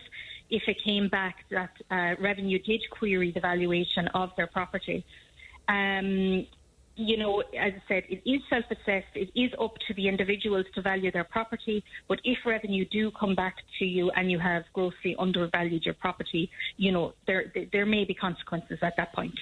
All right. Somebody says, I find the whole thing so difficult. Will somebody walk me through it if I make a call? I need the dummies cheat sheet. This is one of our listeners. I know you're very busy at the moment, but would somebody talk you through it if necessary, Louise? Absolutely. If any of your listeners want to phone the helpline, they will actually file the return for you while you're online. Very good, while you're on the phone. And they will assist you and they will help you with any payment methods that you want to elect to suit your own particular needs. All right. Somebody's saying, do solar panels up the valuation? Well, anything like that, I suppose, would increase the value of the house, wouldn't it? Yeah, and again, look, that's kind of where it comes into, looking at the properties in your own area, and if you have any specific features that would increase that greatly. All right. My mother suffered a stroke and has memory loss. We don't know where she put her letters and we don't know what she paid. We have her PPS number. How do I get her PIN to make sure that she's compliant? Interesting question. Yeah, so in cases like that, we would ask that people make contact with us. And they can discuss that with the agent for that particular case. And if they make contact, the phone line again there is 017383626. And as I said, those on a case-by-case basis, we'll deal with all of those because there are many cases like that where people are trying to assist others in ensuring that they're compliant. All right, Louise, good to talk to you. Thanks for your time today. Thank you. All right, good morning to you. Bye-bye. Louise Whelan there from Revenue this morning. We'll take a break and we're back with our orthopaedic surgeon, Mr. Stuart Edwards, in just a few moments. Tip FM's Tip Today. With Slattery's Garage Puckon. Now is the time to pick up your next van. From the award-winning Peugeot Partner van to the Expert and the load-lugging Boxer van. We have big vans, high-roof vans, long-wheelbase vans. You'll find them all at Slattery's Garage Puckon. See slatterysgarage.ie. Join the conversation in Tipperary. Contact us through Facebook, Twitter, or email tiptoday@tipfm.com. Now, time for our orthopaedic consultant, Mr. Stuart Edwards. Good morning to you, Stuart. Morning, Fran. Good to talk to you today. We've been inundated with queries for you this morning for some reason. I wonder, is this weather related because it's been so damp and stuff? I think it probably is, Fran. The joint pains are much more significant in the damp and cold weather. That's interesting, isn't it? First question, an interesting one. Will you ask Mr. Edwards why an epidural is so expensive? I was quoted €3,000. Otherwise, I was looking at 2 years on a waiting list. I'm crippled with arthritis in discs and spine. We always associate epidural with pregnancy and with labour. But is it a tool that you use, Stuart? I don't personally use it, no, but I do refer patients on for epidurals. It's particularly useful for patients that have significant back pain with disc bulges, which are pinching the nerves, given sciatica. So it's a nerve blocker or an epidural. And in the private sector, I'm uncertain about the costing that they've stated, because I don't do it myself. It might seem a little bit steep, to be honest, but it's a multitude. As the hospital needs to get paid, the anaesthetist, etc., and the drugs that are used. So I'm uncertain regarding the costings. I thought it'd be 1,500 to 2,000 perhaps, but I'm uncertain of the costings, to be honest. But there's a lot of input involved in performing the injections as well, and you need X-ray machines, you need anaesthetics, you need the theatre team, the hospital admission, etc. So there's a lot involved. Yes, so there is admission into hospital necessary for that. So that's probably what's driving up the price. As a day case, yeah. Another listener, Stuart, I'm waiting on a knee replacement. I'm getting steroid injections to try and put it off until I'm older. How many of these can I get before surgery becomes necessity, Suzanne? Yeah, depends on the age of the patient. I mean, older people have different perspectives of what old is in relation to joint replacement surgery. The one thing I would say is, if you're in absolute agony and you've got severe arthritis, you're never too young, relatively speaking. Now, if you're obviously in your 30s and 40s, trying to delay it as long as possible is a good idea. But if you're over 50 or even in your early 60s, don't put it off if you're in agony. As in relation to steroid injection, you can have up to 2 steroid injections per annum, and that should be okay with no issues. The concern about steroid injections in a knee that isn't arthritic or only mildly arthritic is it can progress the arthritis, but if you've got severe arthritis anyway, it's not really going to cause you significantly more issues. So 2 a year, adding in hyaluronic acid, which is like WD-40 for the knee as well, may improve the longevity of the injection. And I certainly do that in my practice, and I have lots and lots of patients that come back for a top-up every 6 months until they're ready. Why do people put it off, thinking that they're too young? Is it about the longevity of the procedure? Is that what's worrying them? It is, but then you need to speak to a surgeon. I mean, the literature suggests that if you're under the age of 50, then a knee replacement may last you about 10 years, because the demand you put upon it is much greater than if you're older. And that does have a bearing in our thought process of whether we should proceed or not proceed.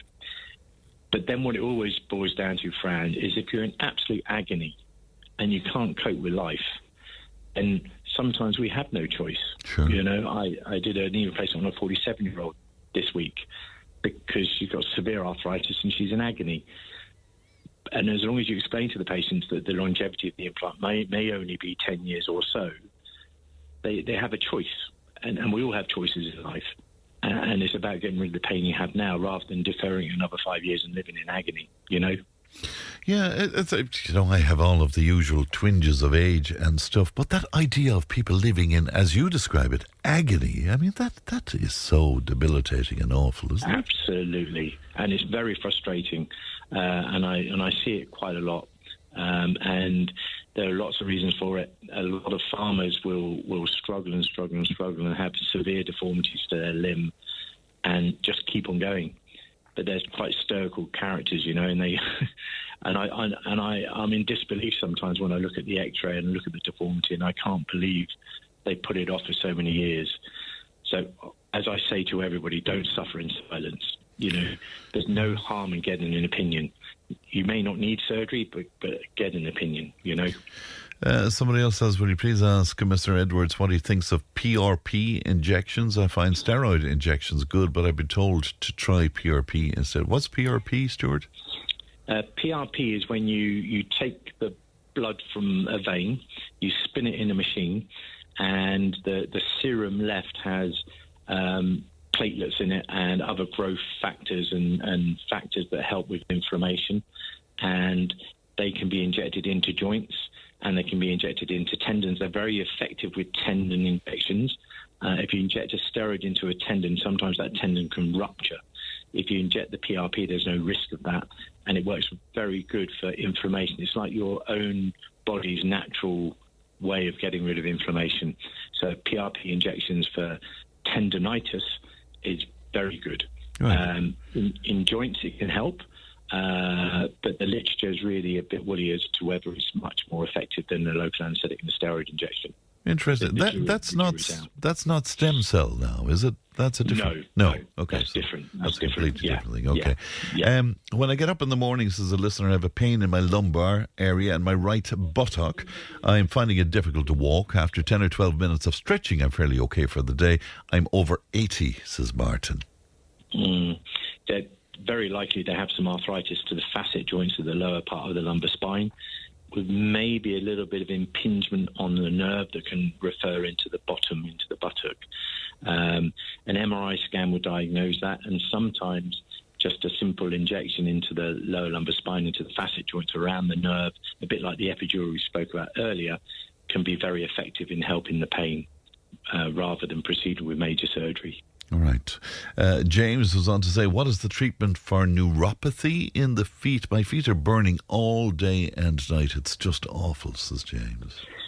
Yeah, that's not really my area of expertise. Sure, It can occur with diabetes. You can get diabetes neuropathy or diabetic neuropathy, where the small vessels around the nerves can cause an issue. It's normally a neurologist would deal with that rather than an orthopaedic surgeon, because we deal with like pinching of the nerves rather than a general nerve issue. That's interesting. But I presume something like the result of diabetes would run in parallel with some of the work you do, and I'm thinking particularly where the ankles and the feet are concerned. Do you take that into account in how you would treat your area of expertise?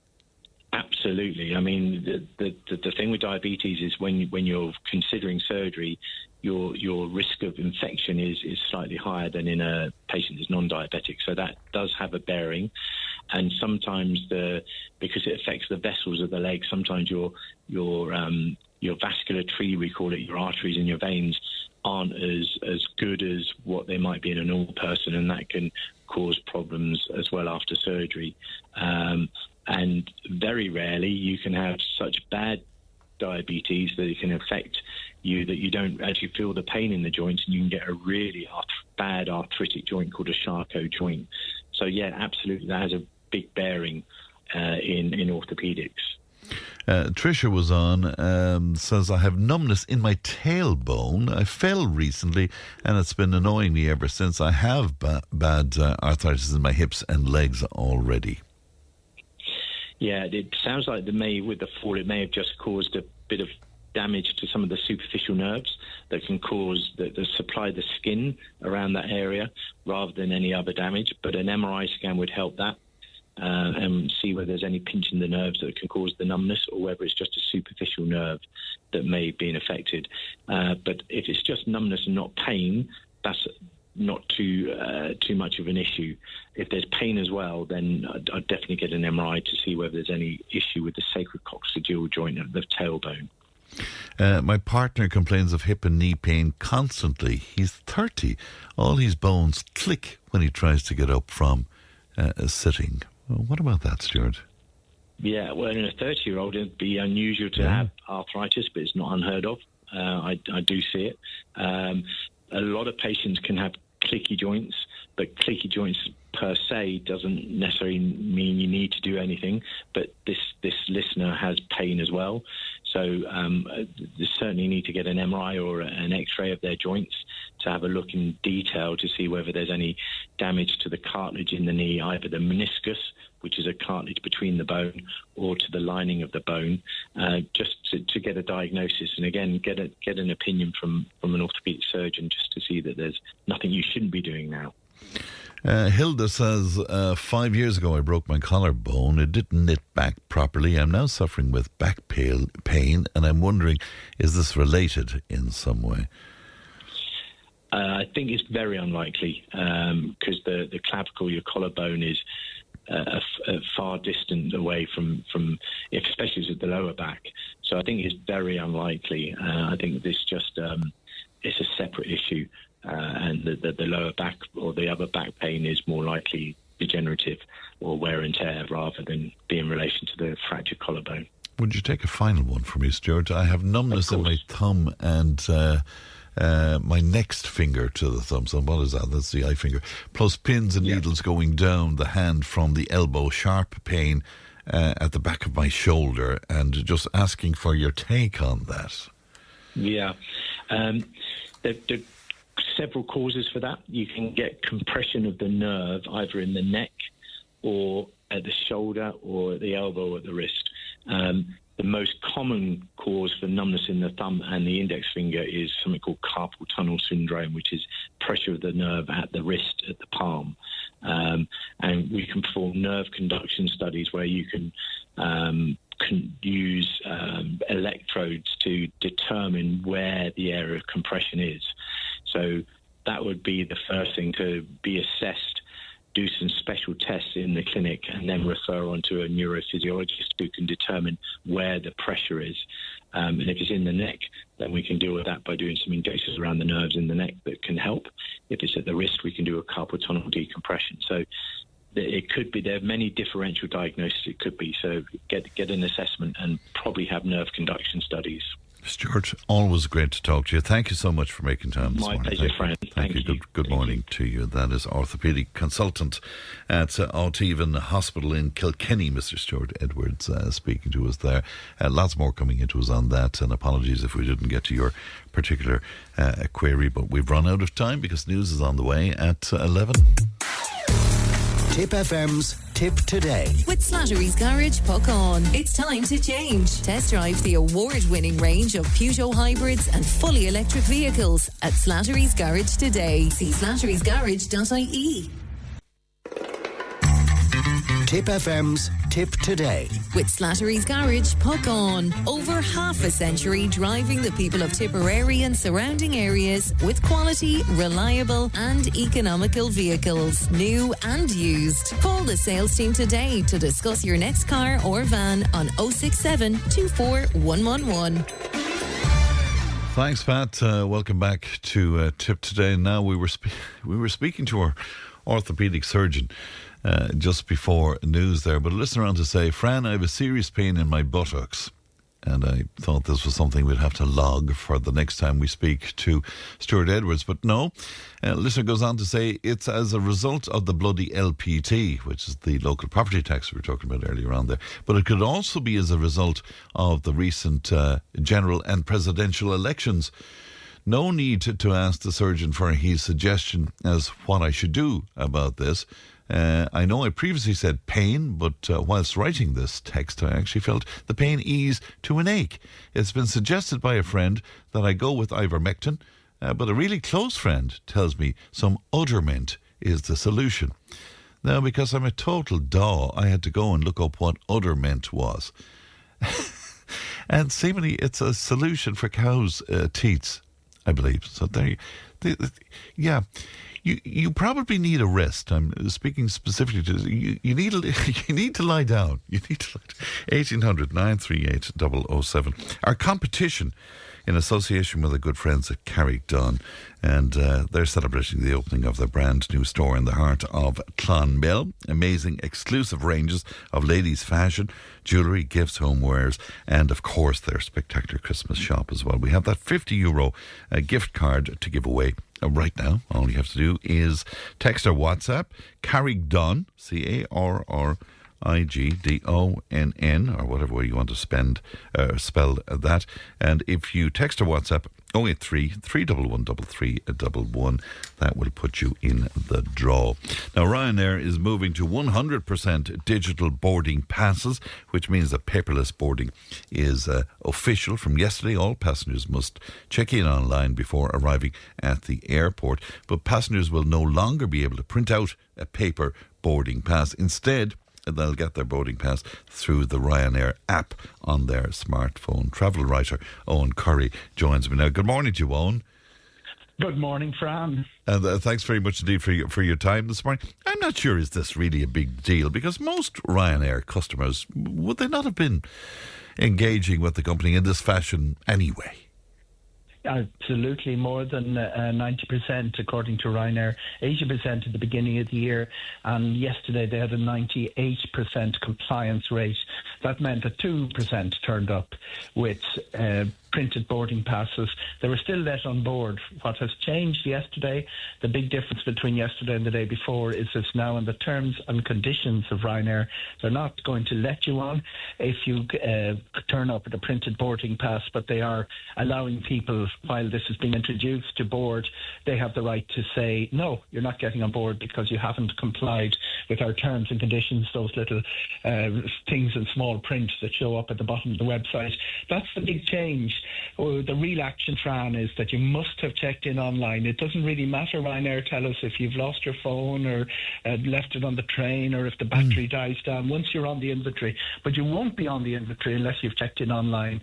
And as listeners will know, they charge to check in online more than 24 hours. So it's in that last 24 hours before your flight that the action moves now. The big fear, of course, is the one you alluded to there, Eoghan, which is, if I lose the phone or if I can't charge the phone or something like that. But you're saying to me, once you've logged into them beforehand anyway, it's fine. Is that it? Absolutely. If they don't have a record, you're not getting on board. You will need your passport. You will need your identification passport card. They don't allow driving licence. Aer Lingus do just for England, but it's amazing how many times it happens that people show up with just a driving licence or some other ID and are denied boarding by Ryanair. The other thing you've got to watch out for is that if you don't have your printed boarding pass, if you are your phone, you will be let on board by Ryanair, but you will have difficulty getting to the gate. The airport machines in Dublin and in Shannon that listeners will be in Cork, indeed, that listeners will be familiar with, they will still accept printed boarding pass. They pay no heed to Ryanair's regulations. It's just Ryanair are saying it has to be digital. They say they want it in the app. At the moment, they, if you have a photograph of your printed boarding pass with the QR code, they'll let you on board. Or if you have a screen save from the online booking, they'll let you on board. They really want you in the app for very more complex reasons, not all of which are to the advantage of the passenger. But there are advantages to the passenger, and that's the main the way they communicate nowadays is you get a flash saying your gate has been changed. Listeners have gone through that lottery of gate 107 is now gate 113, and now it's gate 109 in Dublin Airport, or the upstairs, downstairs in Glasgow. They have the Ryanair gates on 2 levels, so you're shuffling up the stairs and back down again. All of that information is coming within the app. It's very, very efficient, very good, and brilliant for people who have it. But as a lot of people have pointed out, not everyone has a smartphone or is familiar with it. Well, of course. And can I just check something with you? If you arrive without checking in online, Eoghan, will they stop you from getting on, or will it cost you to get on? In theory, they will print out, you pay your €55 at the check-in or at the drop gate, and you get you will get on board. There used to be a printed boarding pass to get you on board. In theory, if you still arrive without checking online, you'll get on board. I don't know what they're going to do without a printed boarding pass, but they're going to let the same regulations apply. Right, it's interesting. Is this all inevitable? I mean, airlines, will they all end up doing business like this, Eoghan? Absolutely, Fran. They're all watching it. It's not a big deal for the big interconnecting ones. Aer Lingus indeed is a connecting airline. Turkish Airlines, Emirates, Etihad. Listeners will be familiar with. They do. If you turn up, even with your digital boarding pass and everything, they'll still print one out because it leaves less foostering out trying to find the right page on the phone or trying to open the app.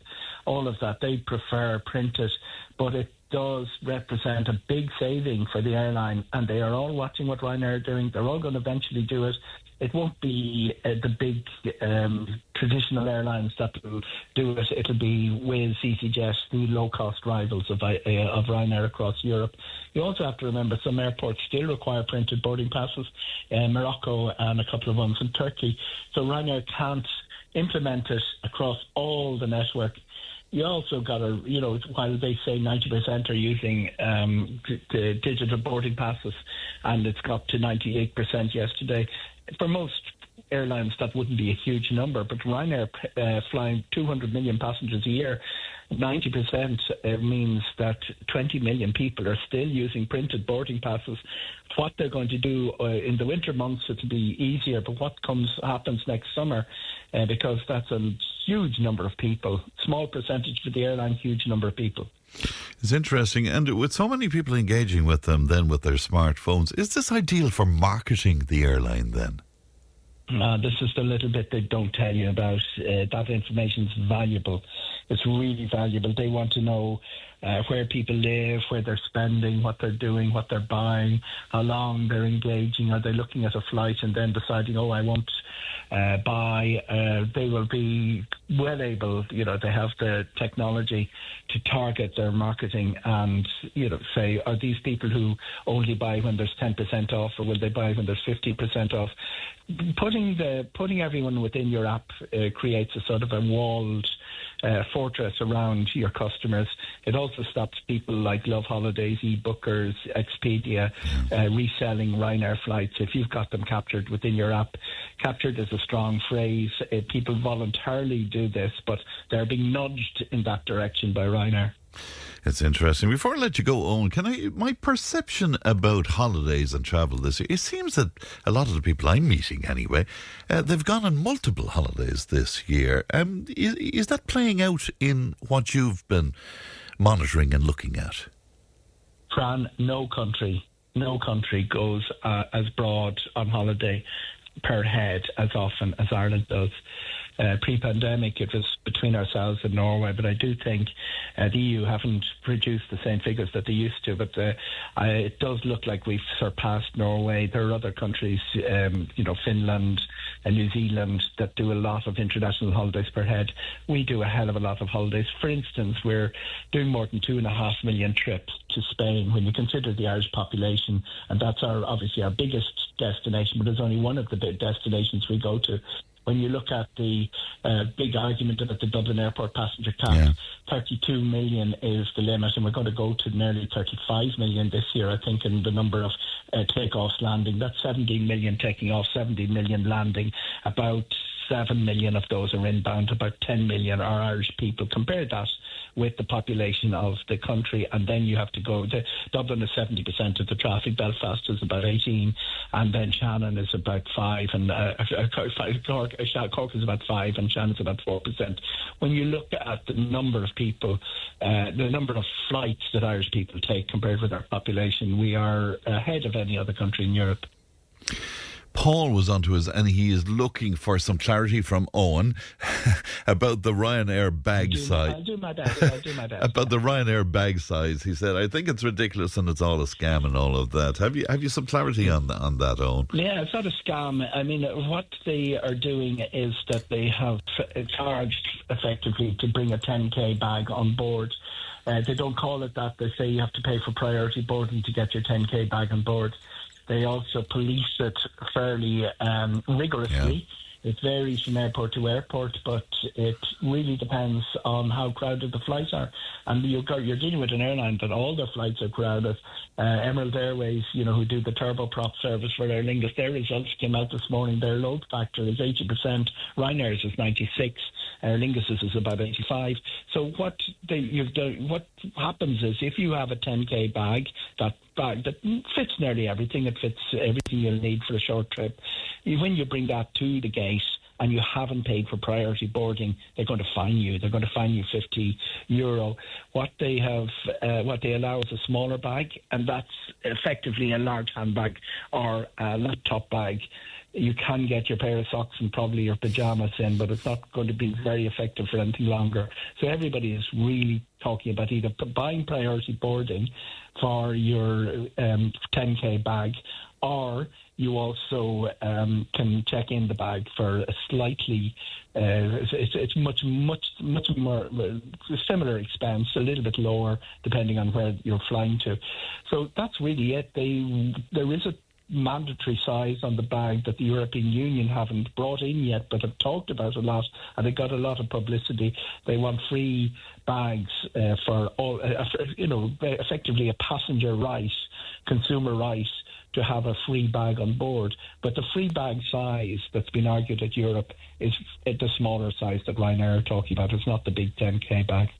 Eoghan, always a pleasure. Thanks for making time for us. Always a pleasure. Thank you. Good morning to you. It's Eoghan Corry, travel writer, of course. And if you want to Google Eoghan, he's got some great information about travel. And Travel Extra is his particular destination online. Okay, 1800 938 007. We are closing the lines on our Carrick Dunne competition right now. Huge entry in that. We will announce the winner of the €50 voucher pretty soon. Tip FM's Tip Today. With Slattery's Garage Puckon. Now is the time to pick up your next van. From the award-winning Peugeot Partner van to the Expert and the load-lugging Boxer van. We have big vans, high-roof vans, long-wheelbase vans. You'll find them all at Slattery's Garage Puckon. See slatterysgarage.ie.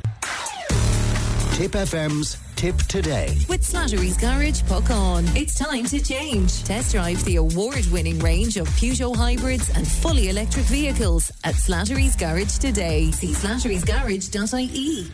Businessman Dennis O'Brien claimed this week that there's been a marked decline in the efficiency of all parts of the government due to remote working from home.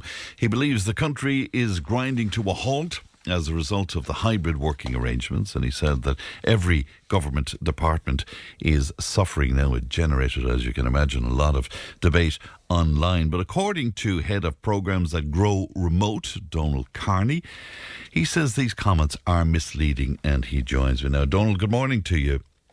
Good morning, Fran. Thanks for having me. Well, thanks very much indeed for coming on with us. Donal, I have to put my hands up here because I've spoken about this a lot over the years. I can't believe I'm saying, but I agree with Dennis O'Brien on that particular topic. I think that with the exception of certain jobs, certain positions, I don't think it works because of, reduced collaboration, lack of communication, team cohesion, all of that kind of thing. Will you convince me why I'm wrong about this, Donal?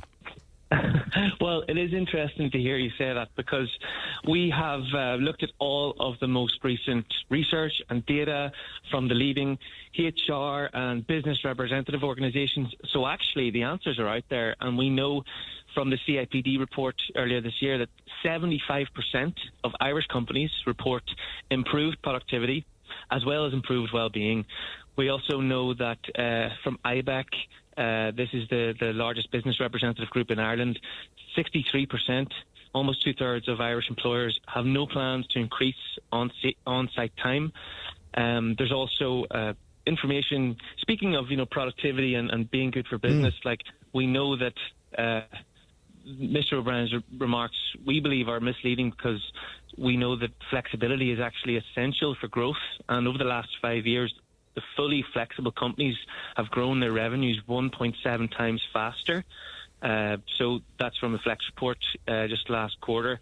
So, every individual employer is entitled to run their business whatever way they want, but it's important to look at the facts and look at the data and research and really look across the board to see that really what Dennis O'Brien is saying is not very accurate. Yeah, and still some companies I know in recent times that they are deciding to try and get their workers back into the office environment for some of the reasons that I laid out there, Donal, just to have that collaboration, that sense of camaraderie again, that can be very effective where creativity is concerned. Well, I think what you're talking about is culture, and as your listeners will know and probably agree, not every office space has a good culture. You can walk into an office and it's not about the space, it's not about where you're working from, it's about how people work together. And we know we've actually been talking about this since back in 2018 when we set up as a social enterprise focused on remote working. We've been building a community of employers pre-COVID. So these are people who know how it's done. They know how to do it well. And we, during COVID, set up a training program that emerged out of a drastic need during the pandemic. So we've been talking about this, and we know that training is the way to. I mean, one other thing that Dennis O'Brien was talking about, what we find strange, is the scapegoating of graduates, where they're probably the most vulnerable member of the workforce, and to punch down like that just seems a little disingenuous. Yeah, he said Irish graduates have become entitled in the way that they're dictating to their work practices to their employers. So he hit them very hard, didn't he? Yeah. And it really, I mean, what we're seeing there's a particular bit of research from an organisation called Gallup, which is the largest workforce research piece ongoing in the world. Your listeners can look it up.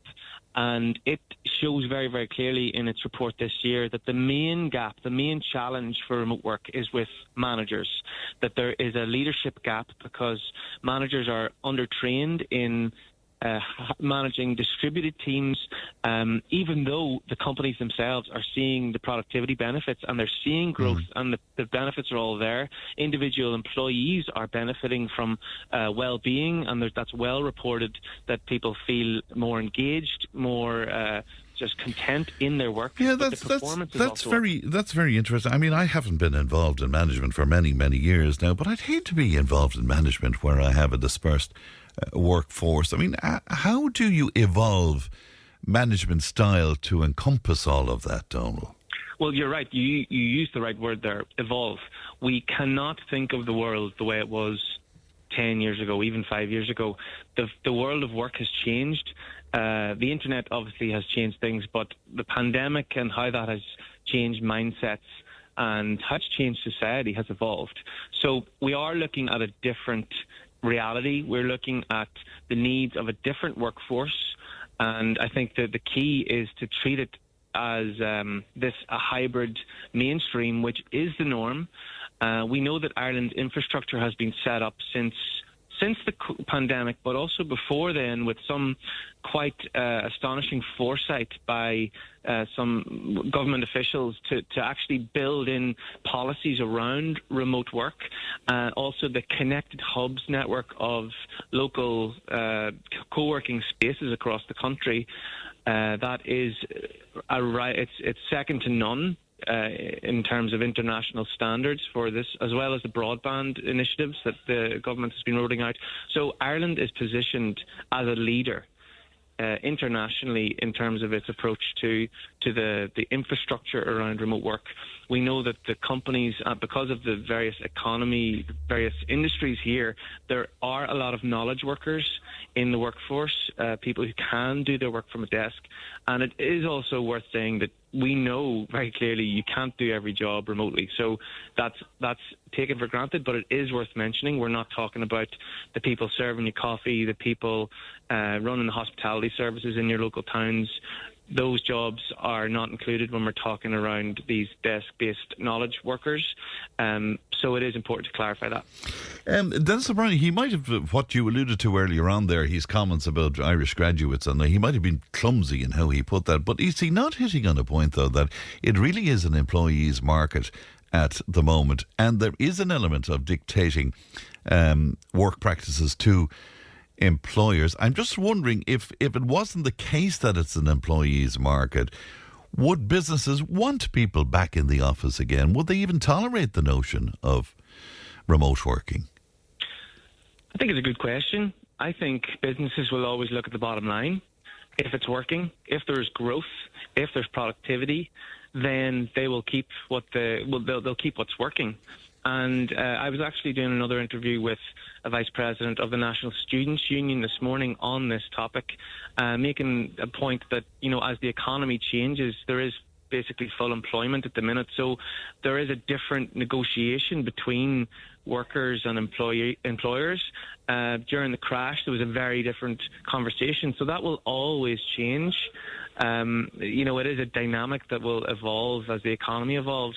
Right now, it is working for companies, and it is worth saying, SMEs make up the majority of businesses in Ireland, and flexible working arrangements have totally transformed SME development and growth across Ireland. So whatever businesses Dennis O'Brien is talking about, or maybe the ones he's involved in, they're maybe not representative of the true benefits at the local, rural, regional level in Ireland. And just finally, Donal, one of the other concerns I've had, and I've been rather vocal about this over the years, would be security concerns where remote work is concerned. And, you have to take into account the liability of the company where GDPR is concerned and all of that.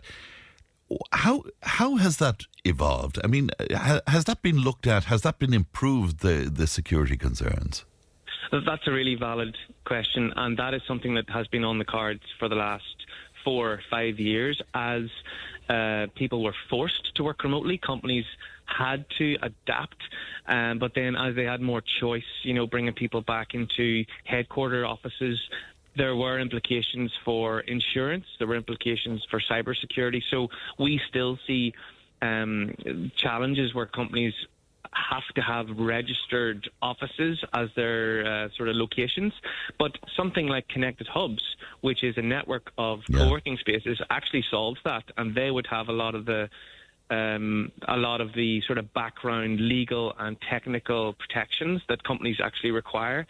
So I'm actually speaking from the National Hub Summit here in Ballinasloe, where we have Grow Remote would be a partner with Connected Hubs who manage that.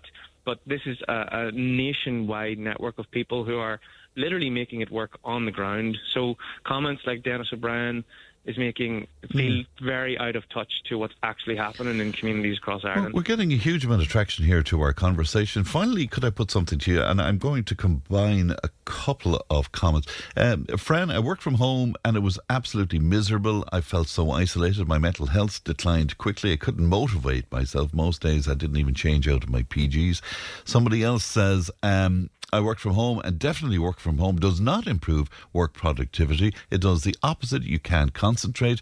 Doing work from home, there's too many distractions. Would you just cope with that for me just finally, Donal? Yeah, I mean, look, it's not for everyone. I think you could have an equal number of people saying the exact opposite about being in an office where there's too many distractions, they can't get any work done because they're being bothered by colleagues, etc. So it's down to individuals. But at the employer level, really what we talk about is remote first, where it gives the option for people to stay at home, get work done in a flexible arrangement that suits them, suits their work, or they have the option of coming in to an office or a co-working space. But really the potential, and as I mentioned, Grow Remote is a social enterprise, so the potential for a social, economic and environmental impact across Ireland is absolutely huge, and that was the original idea why Grow Remote set up. We see there's a transformative tool for community development in remote work. So there's lots of things at play here. It's not going to suit everyone, but we know from all the research that it is actually good for business. Has it been a game changer for women particularly? there's plenty of research about the initiatives for diversity, equity and inclusion, that remote work absolutely works in favour of those. It is so important now with where we are in society that we protect those. We protect the most vulnerable people in our society, and we protect the colleagues that traditional office spaces and traditional practices in work just simply do not suit. They underserve. So we have seen absolutely transformative patterns happening. We see it every single day, and that cannot be underestimated. So I'm glad you brought it up. Donal, interesting conversation, and I appreciate your time. Thanks, Donal. Good morning to you. That's Donal Keating there, who's head of programmes at Grow Remote. 1800 938 007. Tip FM's Tip Today. With Slattery's Garage, puck on. It's time to change. Test drive the award-winning range of Peugeot hybrids and fully electric vehicles at Slattery's Garage today. See slatterysgarage.ie. If it matters to you, it matters to us. Call Tip Today on 1-800-938-007. Now, the winner of our Carrick Dunne €50 voucher is Phyllis Lamb from Drummondere. Well done to you, Phyllis. And we will have another voucher to give away on the programme tomorrow. On the business of remote working or working from home, a listener tells me my Wi-Fi bill went through the roof when I worked from home, and it was not subsidised. Yet if I worked in an office, they would supply the Wi-Fi. Probably what they would say to you is you would save on the travel to and from work, I suppose, and on the coffees and the lunches and all of that. Somebody else says, can employers see your desktop when you're home working? My old boss used to threaten that he could see what we were doing. It depends on the setup, I guess. There's all sorts of software now where you can sort of impose yourself on other computers, but then again, I'm not sure about the legality of all of that. Somebody else saying, I think it's just a way for employers to slowly close their physical offices to cut cost. Yeah, as I said to Donal, and because I've been so vocal about it over the years, I had to hold my hands up and say, just the idea of it, I think it's nonsense, with the exception of if you have a young family, it's very good for you. I'm sure it's very handy and it's flexible and all of that. And if you're a computer geek or you're doing that kind of work, it's probably ideal for you. But the creativity that you have when you have a team, it'd be like, for instance, the team that would work on Tip Today. I mean, we throw around ideas all of the time. We have our usual rows and differences of opinion, but it always results in the show hopefully being a bit better, So I don't know. I couldn't imagine working from home, but maybe it's just me. Today is World Kindness Day. It's a day marked all over the world in an effort to promote and celebrate acts of kindness. It also serves as a reminder of the positive impact that kindness can have on individuals, communities, and indeed the world at large. Now, Liz Shortall is with the organisation Grow Mental Health, and she joins me now. Liz, good morning to you. Morning, Fran. And good to talk to you today. Before we talk about World Kindness Day, would you just remind us about the work that Grow Mental Health does, Liz? Absolutely. So Grow Mental Health is an organisation that's all over Ireland. It's been going for the last 50 years, and we have peer support meetings in person and online. So people can come in and get free support once you're over the age of 18, either in person or online, as I said. And I'm well aware of the work you do, and it's fantastic work indeed. You are calling on people across the country to practice some form of kindness today and indeed over the coming days and months as well. We are indeed. So what we're doing is we're inviting people to do something small for themselves today. It might be having a cup of coffee, it might be reading their favourite book, and we're also encouraging that if they feel that they need support or that they know somebody who might need support, that they look into Grow and explore it and maybe let someone else know about it too. You make a very interesting point when you say kindness isn't only something that we show or offer to others. We need to be kind to ourselves, Liz. Absolutely. And you know yourself, when you're in a good mood and you're being kind to yourself, it radiates from you, and you then are kinder to other people, and then it's one big circle that cycles back to you. And the people who benefit from your organisation, do they tend to be people who are unkind to themselves and maybe constantly, giving out to themselves, critiquing themselves? Is that a common denominator, do you think? Well, what I would say is when somebody has a low mood or anxiety, generally we may not be talking to ourselves too nicely, or we may be not having the energy to be as kind to ourselves and do all the things we need to do to help ourselves to feel better. And when people come in to grow and they take on these small tasks with the support of the group, their confidence grows. And when your confidence grows, then you tend to be speaking nicer to yourself. So give us some ideas then about how maybe we could show kindness, whether it's to ourselves or others, on World Kindness Day, Liz. What could we do? It can be anything at all, from taking that extra moment to just be patient with the busy person in the shop who might be a bit stressed. Not necessarily getting stressed back, just showing them that bit of compassion. Okay, this person is busy. I'm going to wish them well today. Tolerance on the roads. If somebody makes a mistake, or somebody's trying to get out in the lane, let them out. If we all do that, then you do get it back. And then simply saying thank you to the people in your life. It doesn't always have to be that we're spending money. Of course, it's lovely to treat somebody or take somebody out for lunch or spoil them. But sometimes simply saying thank you, or, calling into an older neighbour and saying, would you like to have a cup of tea? The gift of our time, making time for people. And the big one that I would say is listening. Just listening to each other.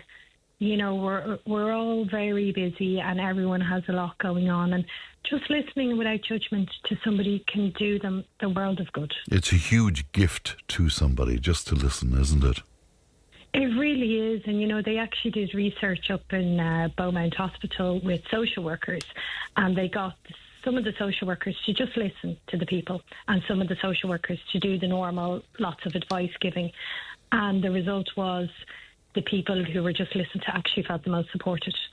Because often people have the answers themselves too, Yeah, many years ago I was involved in creating modules for young broadcasters and stuff, but one of the points that I was at pains to point out is listening, not talking, but listening is the great gift, It absolutely is. It's one of the nicest gifts that we can give people, our time and our presence. Yeah, that's for sure. The other thing is, and I certainly don't practice this enough, Liz, gratitude, being grateful for, the small things and the good things in life. Oh, they sure are. And I'm smiling that you mentioned gratitude, because that's a huge tool in my own life that I've used for a long time, and it really does work. It really works. So if you're to pick 3 things each day, possibly in the evening, that 3 good things in your day, and maybe even expand it to why they were good, it truly does change your mindset, because what's happening is throughout the day you're looking for the good things, and at the end of the day or the start of the day you're focusing on the good things, and then you're actually possibly even showing thanks for them to the people around you. And again, it has a ripple effect. It impacts your mood really positively. And gratitude plays into the whole business of kindness as well, so it's all working beautifully together, isn't it?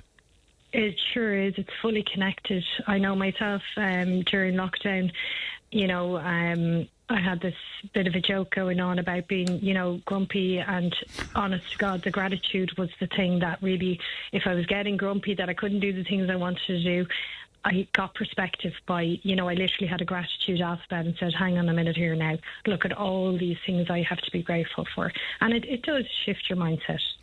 When I mentioned at the top of the programme that today was World Kindness Day, one of our listeners, Bill in Templre, was onto us straight away, and he said, kindness my ass. He was just in a grumpy sort of a mood, just in a very bad mood.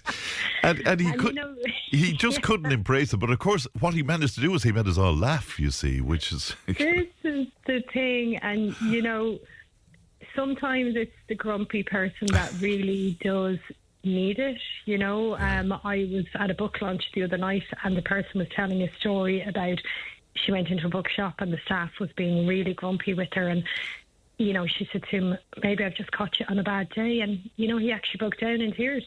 Wow. Sometimes people are just really struggling. Sometimes it is the grumpy person. I'm not saying that we should tolerate people being unkind to us, but sometimes people are a bit grumpy because they're struggling, or they might be a bit low, or they just haven't been shown much kindness. And if we can manage to do it, it can turn things around for somebody.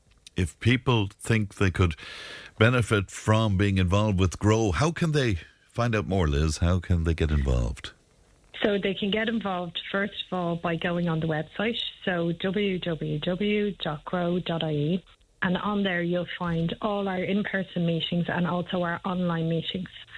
And you can just turn up to the in-person meetings. There will be a contact number there of an area coordinator. So let's say if you wanted to go to a meeting in Carlow or Kilkenny or Tipperary, my name and number is there, and people can contact me beforehand with questions or directions, or they can just turn up and they'll be very, very welcomed.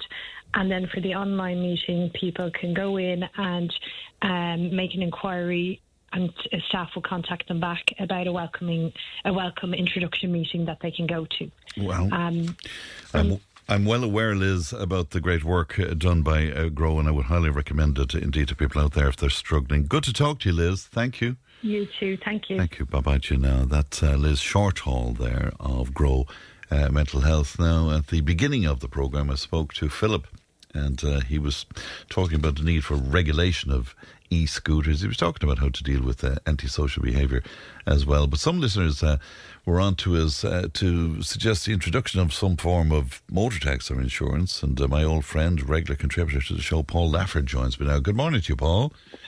Hi, Fran. How are you? I'm well indeed. Paul, do I gather you don't think that's practical? I don't really. No, Fran, it's for kindness day, so the last time I spoke about this with Alison, we had a right old Barney, so we'll try and keep it nice if we can.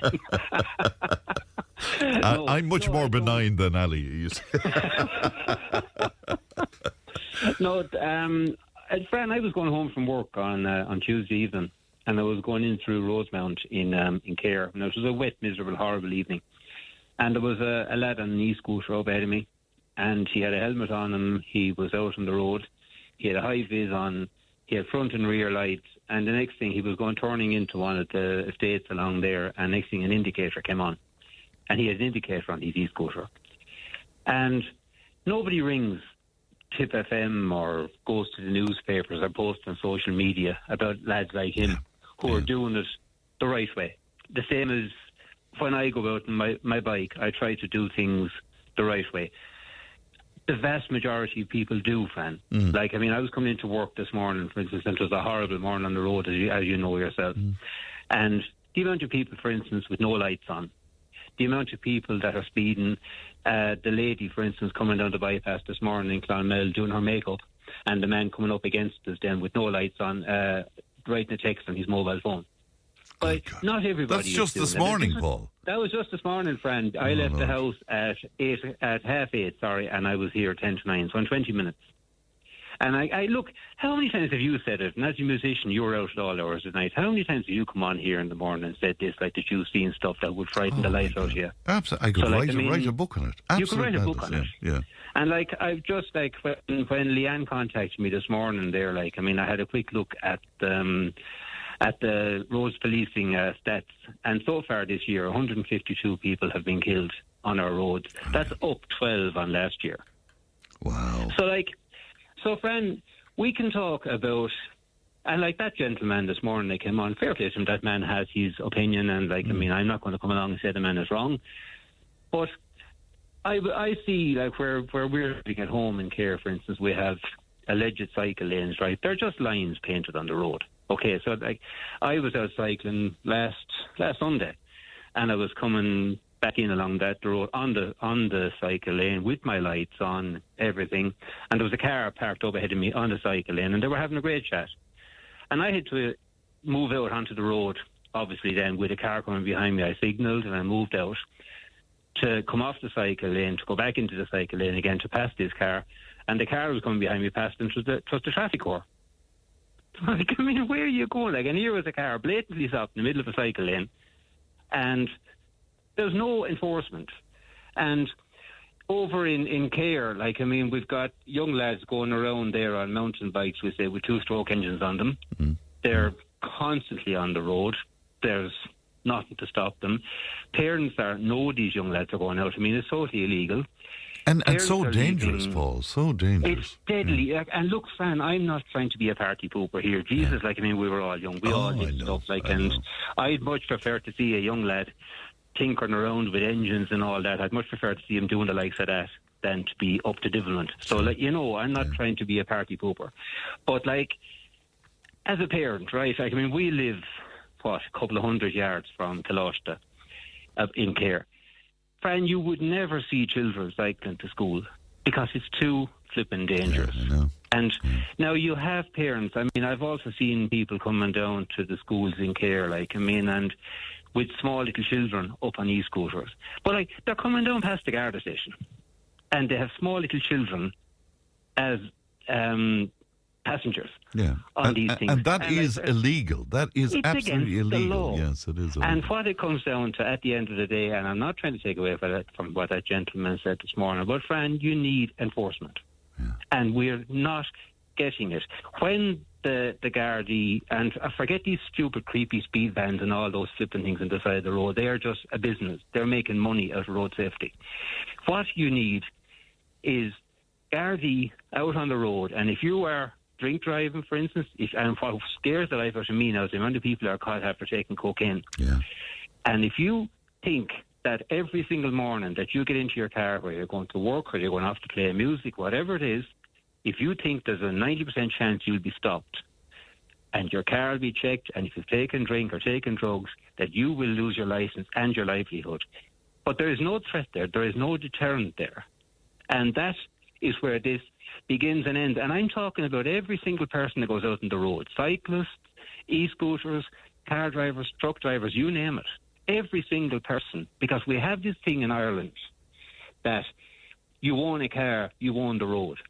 You don't. We live in totally different times now where every single person has a right to go about their business. Like, my boss was only in here the other day and you were talking there earlier about people working from home. And I have the option from working from home, and I absolutely detest it. I hate it. I just have to have a place to go in the morning. I'm glad to hear you saying that. I could not do that. I don't know how people can do that. No, but my boss was actually in here the other day and we were talking about it, because by chance I'll actually be working from home tomorrow, but because I have to go for a medical appointment. But I said it to him, like I said, you know, I could easily cycle into work in the morning, 35 minutes, easily, and cycle home. But I said, I would not.